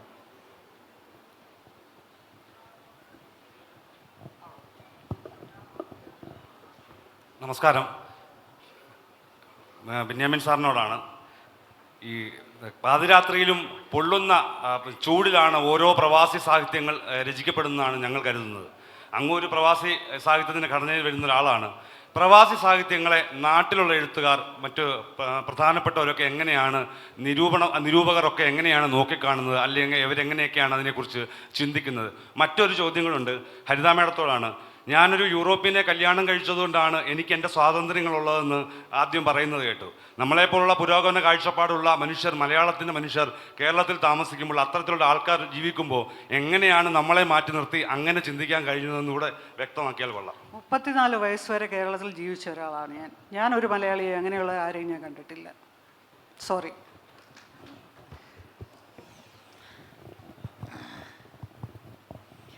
എന്തായാലും ചോദ്യം മലയാളം. ജിതേഷ്. ഓക്കെ, മനസ്സിലായി. ഇപ്പോൾ ഞാൻ എഴുതി തുടങ്ങുന്ന കാലം എന്ന് പറയുന്നത് 90കളുടെ ഏറ്റവും അവസാനം, 98കളിലും 2000ൻ്റെ തുടക്കത്തിലും അതിനുശേഷവുമൊക്കെ ആയിരുന്നു. അക്കാലത്ത് യഥാർത്ഥത്തിൽ ഗൾഫ് രാജ്യത്തിൽ നിന്ന് ഒരു കഥ ഒരു വാരികയിലേക്ക് അയച്ചു കൊടുത്താൽ അതിൻ്റെ കവറ് പോലും പൊട്ടിച്ചു നോക്കാതെ അത് പത്രാധിപന്മാർ അവരുടെ ചവറ്റുകൊട്ടയിൽ ഇടുമായിരുന്നു എന്ന് പൊതുവെ പറയുമായിരുന്നു. പക്ഷെ അതിനുശേഷം ഇപ്പോൾ 2025 നോക്കുമ്പോൾ നിങ്ങൾ മലയാളത്തിലെ പ്രധാനപ്പെട്ട വാരികകൾ എടുത്തു നോക്കിയാൽ എല്ലാ വാരികകളുടെയും ഏതെങ്കിലും ഒരു രചയിതാവ് എല്ലാ ലക്കത്തിലും പ്രവാസിയായ ഒരാളായിരിക്കുമെന്ന തരത്തിലേക്ക് നമ്മുടെ പ്രവാസ ജീവിതത്തിൻ്റെ എഴുത്തിൻ്റെ രൂപം മാറിയിട്ടുണ്ട് എന്നുള്ളതാണ്. ഇത് ആരും കേരളത്തിലെ നിരൂപകന്മാരോ പത്രാധിപന്മാരോ ഒന്നും സൗജന്യമായി നമുക്ക് വെച്ച് നീട്ടി തന്നിട്ടുള്ളതല്ല എന്നും പ്രവാസ ലോകത്തുള്ള എഴുത്തുകാർ നിരന്തരമായ അവരുടെ സാഹിത്യ സബരിയിലൂടെ പോരാട്ടത്തിലൂടെ യഥാർത്ഥത്തിൽ ഈ താളുകളിൽ അവരുടെ അവസരങ്ങൾ നേടിയതെടുത്തതാണ് എന്നും നമ്മൾ മനസ്സിലാക്കേണ്ടതുണ്ട്. അതുകൊണ്ട് മറ്റെഴുത്തുകാർ നമ്മളെ എങ്ങനെ കാണുന്നു, നിരൂപകന്മാർ എങ്ങനെ കാണുന്നു എന്നുള്ളതിനെ സംബന്ധിച്ച് നമ്മൾ ലീസ്റ്റ് പരിഗണന കൊടുത്താൽ മതി. നമ്മളെ വായിക്കാൻ നമുക്ക് ആൾക്കാരുണ്ടോ, നമ്മളുടെ സാഹിത്യം വ്യത്യസ്തമായി സംസാരിക്കുന്നുണ്ടോ, വ്യത്യസ്ത മനുഷ്യരെ അടയാളപ്പെടുത്തുന്നുണ്ടോ എന്നുള്ള ഒരു ചോദ്യം മാത്രം നമ്മൾ ചോദിച്ചാൽ മതി. അത് വായനക്കാരിലെത്തിക്കുമ്പോഴും അത് സ്വീകാര്യത ലഭിക്കും എന്നാണ് എനിക്ക് തോന്നുന്നത്. പക്ഷേ തങ്ങളുടെ ചോദ്യത്തിലേക്ക് സ്പെസിഫിക്കായി വന്നു കഴിഞ്ഞാൽ വളരെ ഗൗരവമായി ഇന്നത്തെ മലയാള സാഹിത്യത്തിലെ എഴുത്തുകാർ ഓരോരുത്തരും ഈ പ്രവാസ സാഹിത്യത്തെ കാണുന്നുണ്ട്. ഇവിടെ വലിയൊരു കാലിബറുള്ള സമൂഹം നിലനിൽക്കുന്നുണ്ട് എന്ന് തിരിച്ചറിയുന്നുണ്ട്. നിരൂപണത്തെക്കുറിച്ച് പറഞ്ഞാൽ പക്ഷേ നമ്മൾ മൊത്തം മലയാള സാഹിത്യത്തിൻ്റെ നിരൂപണം ഒരു വലിയ അപജയഘട്ടത്തിലൂടെ കടന്നു പോകുമ്പോൾ അതിനുള്ള സ്വീകാര്യത വളരെ കുറഞ്ഞുകൊണ്ടിരിക്കുന്നു. മലയാള വാരികകളിലൊന്നും തന്നെ പുസ്തക നിരൂപണങ്ങൾക്കോ പുസ്തക പരിചയങ്ങൾക്കോ ഒന്നും പേജുകൾ നീക്കി വെക്കാത്ത തരത്തിലേക്ക് സാഹിത്യം പാർശ്വവൽക്കരിക്കപ്പെട്ടുകൊണ്ടിരിക്കുന്ന ഒരു കാലമാണ്. സാഹിത്യ മാസികകൾ എന്ന് പറയുന്ന മാസികകളിൽ പോലും സാഹിത്യ നിരൂപണ ഗ്രന്ഥങ്ങളില്ല എന്ന് പറയുന്ന ദുരന്ത കാലാവസ്ഥയിലാണ് നമ്മൾ ജീവിക്കുന്നത്. പക്ഷേ അത്തരത്തിലുള്ള നിരൂപണങ്ങളും വിമർശനങ്ങളും ഒക്കെ സോഷ്യൽ മീഡിയ ഏറ്റെടുക്കുന്നുണ്ട് എന്ന കാര്യത്തിലുണ്ട്. ഓരോ വായനക്കാരനും നിശ്ചയമായിട്ടും നിരൂപകരാണ്. ഓരോ വായനക്കാരനും അഭിപ്രായങ്ങൾ പങ്കുവെക്കാനുള്ള സാധ്യതകളുണ്ട്. അത്തരത്തിൽ നമ്മൾ നോക്കിയാൽ മതി. അതുകൊണ്ട് എഴുത്തുകാരൻ എന്ത് കാണുന്നു, നിരൂപകൻ എന്ത് കാണുന്നു എന്നുള്ളതിനെ ഓർത്ത് നിങ്ങൾ വേവലാതിപ്പെടുകയേ ചെയ്യേണ്ടതില്ല. നിങ്ങൾക്ക് പറയാനുള്ളത് ഏറ്റവും ശക്തമായ ഭാഷയിൽ ശക്തമായ രീതിയിൽ പറയുക മാത്രം ചെയ്താൽ മതി. വായനക്കാർ നിങ്ങളെ തേടി വന്നുകൊള്ളും എന്നാണ് എൻ്റെ അനുഭവം എനിക്ക് നിങ്ങളോട് പങ്കുവെക്കാനുള്ളത്. എനിക്ക് നേരത്തെ പറഞ്ഞതിൽ നിന്ന് ഒരല്പം കൂടെ കൂട്ടിച്ചേർക്കാനുണ്ട്. സിൻ എന്ന പുസ്തകമാണ് എൻ്റെ ആദ്യത്തെ നോവൽ. ഈ പുസ്തകം എഴുതിയത് വെറുതെ ആയിരുന്നില്ല. ഏകദേശം 1 മാസത്തോളം ടർക്കിയിലേക്ക് ഞാൻ പലതവണ യാത്ര ചെയ്തിട്ടുണ്ട്, ഒറ്റയ്ക്കും മറ്റാളുകളുമായിട്ടും. സിൻ എഴുതാൻ വേണ്ടി ഒരു കലാപബാധിതമായ പ്രദേശത്ത് എനിക്ക് 1 മാസത്തോളം ഒറ്റയ്ക്ക് പോയി താമസിക്കേണ്ടി വന്നു. ഭാഷ വ്യത്യസ്തമാണ്, ഇംഗ്ലീഷ് സംസാരിക്കുന്ന ആളുകൾ കുറവാണ്, ഏത് നിമിഷവും പോലീസ് കസ്റ്റഡിയിലാകാം, ഫോറിനറാണ്, അവിടെ ഇന്ത്യക്കാരാരുമില്ല, അവിടെ ഒരു ടൂറിസ്റ്റിക് ഏരിയയല്ല. അവിടെ വരുന്ന ഓരോരുത്തരെയും സംശയത്തോടെയാണ് പോലീസ് കാണുന്നത്. ഓരോ 5 മിനിറ്റ് തോറും കവചിത വാഹനങ്ങൾ റോഡുകളിലൂടെ കടന്നു പോയിക്കൊണ്ടിരിക്കുന്നു. പോലീസുകാരും പട്ടാളക്കാരും അതിൽ നിന്നിട്ട് വഴിയിലൂടെ പോകുന്ന ആളുകളെ നിരീക്ഷിച്ചു കൊണ്ടിരിക്കുകയാണ്. എനിക്ക് കുർദുകളുടെ വേഷം ഉപയോഗിച്ച് എൻ്റെ ക്യാമറയും മറ്റു കാര്യങ്ങളൊക്കെ എൻ്റെ ബാഗിൽ ഒരു ഷോപ്പിംഗ് ബാഗ് പോലെയുള്ള സാധനത്തിൽ വെച്ചിട്ട് എനിക്ക് നടക്കേണ്ടി വന്നു. അത്രയും അപകടകരമായ ഒരു സാഹചര്യത്തിലേക്ക് എന്നെ പോകാൻ, സ്നേഹത്തോടെ എന്നെ വിടാൻ എനിക്ക് അത്രയും സപ്പോർട്ട് എനിക്ക് കിട്ടിയത് തീർച്ചയായിട്ടും എൻ്റെ അവിടുത്തെ ജീവിതവും എൻ്റെ ജീവിത പങ്കാളിയും എന്നെ അവിടെ വളർന്ന എൻ്റെ കുട്ടികളും, അല്ലെങ്കിൽ അവർ എന്താണ് എനിക്ക് വേണ്ടതെന്ന് അവർക്ക് മനസ്സിലായി. എൻ്റെ ആഗ്രഹം എന്താണെന്ന് മനസ്സിലാക്കി എൻ്റെ കൂടെ നിന്ന് അവർക്ക് എന്നെ വേണമെങ്കിൽ സ്നേഹം കൊണ്ട് കെട്ടിയിടാമായിരുന്നു. എൻ്റെ മുന്നിലൊന്ന് കണ്ണ് നിറച്ചാൽ, എൻ്റെ കുട്ടികളൊന്ന് കണ്ണ് നിറച്ചാൽ ഞാൻ പോവില്ലായിരുന്നു.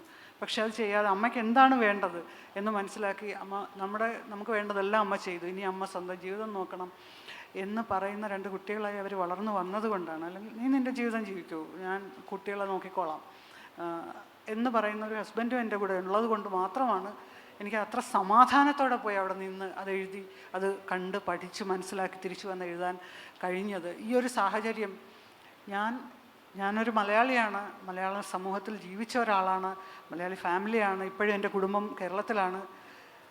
ഞാൻ എങ്ങും കണ്ടിട്ടില്ല. എനിക്ക് വിഷമത്തോടെ എനിക്ക് പറയേണ്ടി വരുന്നു, ഞാൻ കണ്ടിട്ടില്ല. സോറി. വ്യക്തമാണ് ശ്രീമതി ഹരിത. മറ്റെന്തെങ്കിലും ചോദ്യങ്ങൾ?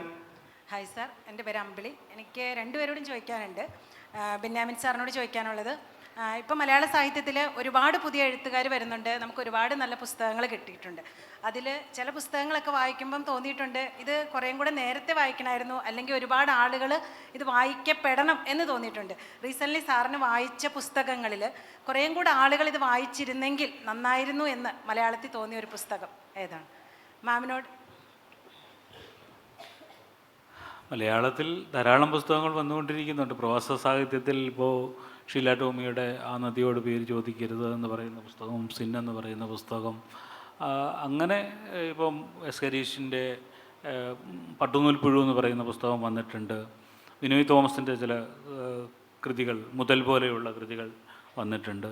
അപ്പോൾ സ്വാഭാവികമായിട്ടും വളരെ ഗൗരവമുള്ള കൃതികൾ വന്നിട്ടുണ്ട്. ഞാൻ പറയാൻ ആഗ്രഹിക്കുന്ന പുസ്തകം ഞാൻ മുമ്പേ സൂചിപ്പിച്ച എബ്രഹാം വറീസിൻ്റെ കവനൻ്റ് ഓഫ് വാട്ടറാണ്. കവനൻ്റ് ഓഫ് വാട്ടറിൻ്റെ മലയാളവും പരിഭാഷയും ഇപ്പോൾ വന്നിട്ടുണ്ട്. ഇംഗ്ലീഷിലും വായിക്കാം, നിങ്ങൾക്ക് മലയാളത്തിലും വായിക്കാം. അത് ഒന്ന് വായിക്കേണ്ട പുസ്തകങ്ങളിലൊന്നായിട്ട് എനിക്ക് എപ്പോഴും തോന്നിയിട്ടുണ്ട്. എങ്ങനെയാണ് മലയാള ജീവിതത്തെ, കേരളീയ ജീവിതത്തെ പുറത്തു നിന്ന് കാണുന്ന ഒരാൾ അടയാളപ്പെടുത്തുന്നത് എന്നതിൻ്റെ ഒരു മനോഹരമായ ഒരു ആവിഷ്കാരമായിട്ട് എനിക്ക് തോന്നിയിട്ടുണ്ട്. ധാരാളം കൃതികൾ വന്നുകൊണ്ടിരിക്കുന്ന ഒരു നല്ല കൃതികൾ വന്നുകൊണ്ടിരിക്കുന്ന ഒരു കാലമായിട്ടാണ് എനിക്ക് തോന്നുന്നത്. മാമിനോടാണ്. ഇപ്പോൾ മാം പറഞ്ഞു, മാം ഒരു പുസ്തകം എഴുതാൻ വേണ്ടി എത്രമാത്രം സാക്രിഫൈസ് ചെയ്തു എന്നുള്ളതിനെക്കുറിച്ച് മാം ഒരു ബ്രീഫായിട്ട് ഇവിടെ പറഞ്ഞു. ഇതിപ്പോൾ ഒരു പുരുഷനാണ് എഴുതുന്നതെങ്കിൽ അവനെ വാഴ്ത്തപ്പെടുത്താൻ നമ്മുടെ സമൂഹം ഒരുപാട് ശ്രമിക്കും. പക്ഷെ ഒരു സ്ത്രീ ഇങ്ങനെ ഒരു പുസ്തകം എഴുതുമ്പോൾ, അല്ലെങ്കിൽ ഒരു ആണിനേക്കാൾ നന്നായി നല്ല ഭംഗിയായി സബ്ജക്റ്റുകൾ പറയുന്ന സ്ത്രീകൾ ഇന്നുണ്ട്.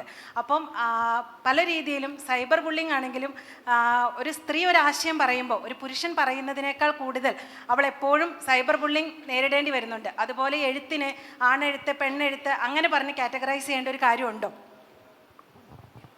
ഞാനങ്ങനെ ആണെഴുത്ത് പെണ്ണെഴുത്ത് എന്നുള്ള കാര്യത്തിൽ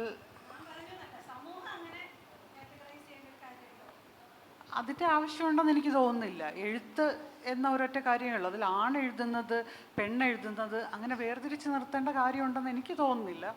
അത് പക്ഷേ എൻ്റെ മാത്രം അഭിപ്രായമാണ്.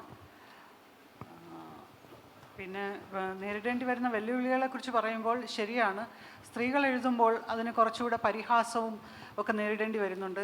ഈയിടെ തന്നെ ഒരു പ്രശസ്തനായ ഒരു നിരൂപകൻ വളരെ പരസ്യമായിട്ട് പുച്ഛിച്ച് സംസാരിക്കുന്നത് എനിക്ക് കേൾക്കേണ്ടി വന്നു എൻ്റെ പുസ്തകങ്ങളെക്കുറിച്ച്. എന്തുകൊണ്ട് മറ്റു രാജ്യങ്ങളിലെ കാര്യങ്ങൾ ഞാൻ എഴുതുന്നു എന്നതിനെക്കുറിച്ചായിരുന്നു അദ്ദേഹത്തിൻ്റെ സംസാരം. എനിക്ക് എക്സാക്റ്റ് ആയിട്ടുള്ള വേർഡ്സ് ഓർമ്മയില്ല. വളരെ പുച്ഛിച്ചാണ് സംസാരിച്ചത്. പക്ഷേ എന്തുകൊണ്ട് ഇവർ എഴുത്തിൽ മലയാള സാഹിത്യത്തിൽ ഒരു പവർ സ്ട്രക്ചർ കൊണ്ടുവരാൻ ശ്രമിക്കുന്നു എന്നാണ് എൻ്റെ തിരിച്ചുള്ള ചോദ്യം. അവർ നിശ്ചയിക്കുകയാണ് നിങ്ങൾ എന്തെഴുതണം എന്ന് അവർ പറയുകയാണ്. പ്രാദേശികമായ കാര്യങ്ങൾ എഴുതണം, അതിനാണ് പ്രാധാന്യം കൊടുക്കേണ്ടതെന്ന് അവർ പറയുമ്പോൾ അവരാരാണത് അത് അങ്ങനെ നിശ്ചയിക്കാൻ? എൻ്റെ പ്രാദേശിക എന്താണെന്ന് അവർക്കെങ്ങനെ അറിയാം? 4 ഭാഷകൾ സംസാരിക്കുന്ന ഒരു വീട്ടിൽ വ്യത്യസ്തമായ സംസ്കാരമുള്ള ഒരു ജീവിത പങ്കാളിയുള്ള ഒരാൾ അനേക വർഷങ്ങളായിട്ട് യൂറോപ്പിലെ പല രാജ്യങ്ങളിലും മാറിയും തിരിഞ്ഞും ജീവിക്കുന്ന ഒരാൾ. എൻ്റെ സുഹൃത്തുക്കളെന്ന് പറയുന്നത് എത്രയോ ഭൂഖണ്ഡങ്ങളിലുള്ള സുഹൃത്തുക്കളാണ് എനിക്കുള്ളത്. എന്താണ് എൻ്റെ പ്രാദേശികത? എൻ്റെ പ്രാദേശികത എന്താണെന്ന് നിശ്ചയിക്കാൻ മലയാളത്തിലെ നിരൂപക സിംഹങ്ങൾക്ക് എന്താണ് അവകാശം? അപ്പോൾ അങ്ങനെയുള്ള പ്രശ്നങ്ങൾ നമ്മൾ എപ്പോഴായാലും നേരിടുന്നുണ്ട്. പക്ഷേ ഇതൊക്കെ അവരാരുമല്ല കിങ് മേക്കേഴ്സ്. അവരല്ല തീരുമാനിക്കുന്നത്. സാധാരണക്കാരായ വായനക്കാർ, അന്ന് കിട്ടുന്ന കൂലിയുടെ ഒരു ഭാഗം ഇത് ഞാനൊരു ചെറിയ പുസ്തകം വാങ്ങിക്കാം എന്ന് തീരുമാനിക്കുന്ന ആ ഒരു തൊഴിലാളി ഉണ്ടല്ലോ, അങ്ങനെയുള്ള ആയിരക്കണക്കിന് മനുഷ്യരുണ്ട് ലക്ഷക്കണക്കിന് മനുഷ്യരുണ്ട് നമ്മുടെ നാട്ടിൽ. അവരാണ് കിങ് മേക്കേഴ്സ്. അവരാണ് എഴുത്തുകാരെ പ്രശസ്തരാക്കുന്നത്, അല്ല ഇവരാരും അല്ല. അപ്പോൾ എനിക്ക് അങ്ങനെയുള്ള കാര്യങ്ങളെക്കുറിച്ചിട്ട് എനിക്ക് ഭയമേ ഇല്ല. നന്നായി എഴുതുക, അതുമാത്രം ചെയ്താൽ മതി, വായിച്ചോളൂ ആളുകൾ. പ്രിയമുള്ളവരെ, ചോദ്യങ്ങൾ ഒരുപാട് ബാക്കിയാണെങ്കിലും സമയക്രമം പാലിക്കേണ്ടത് ഉള്ളതിനാൽ നമ്മുടെ ഈ സെഷൻ ഇവിടെ അവസാനിക്കുകയാണ്. ശ്രീ ബെന്യാമൻ നേരത്തെ സൂചിപ്പിച്ചതുപോലെ പറഞ്ഞ കഥകളെക്കാളേറെ പറയാത്ത കഥകളാണ് ഈ മരുഭൂമിയിൽ ഇപ്പോഴും ബാക്കി നിൽക്കുന്നത്. കഥകളായും കവിതകളായും കഥ പറയുന്നവരായും ഒക്കെ പുതിയ മാണിക്യക്കല്ലുകൾ ഈ മരുഭൂമിയിൽ ഉയർന്നു വരട്ടെ എന്ന് ആശിച്ചുകൊണ്ട് ഈ സെഷൻ ഇവിടെ അവസാനിപ്പിക്കുകയാണ്. വളരെ കൃത്യമായ നിലപാടുകളും അഭിപ്രായങ്ങളുമായി നമ്മളോടൊപ്പം സമയം ചെലവഴിച്ച പ്രിയപ്പെട്ട ശ്രീമതി ഹരിത സാവിത്രിക്കും പ്രിയ എഴുത്തുകാരൻ ബെന്യാമനും KKLF പേരിൽ നന്ദി അറിയിക്കുന്നു. നന്ദി.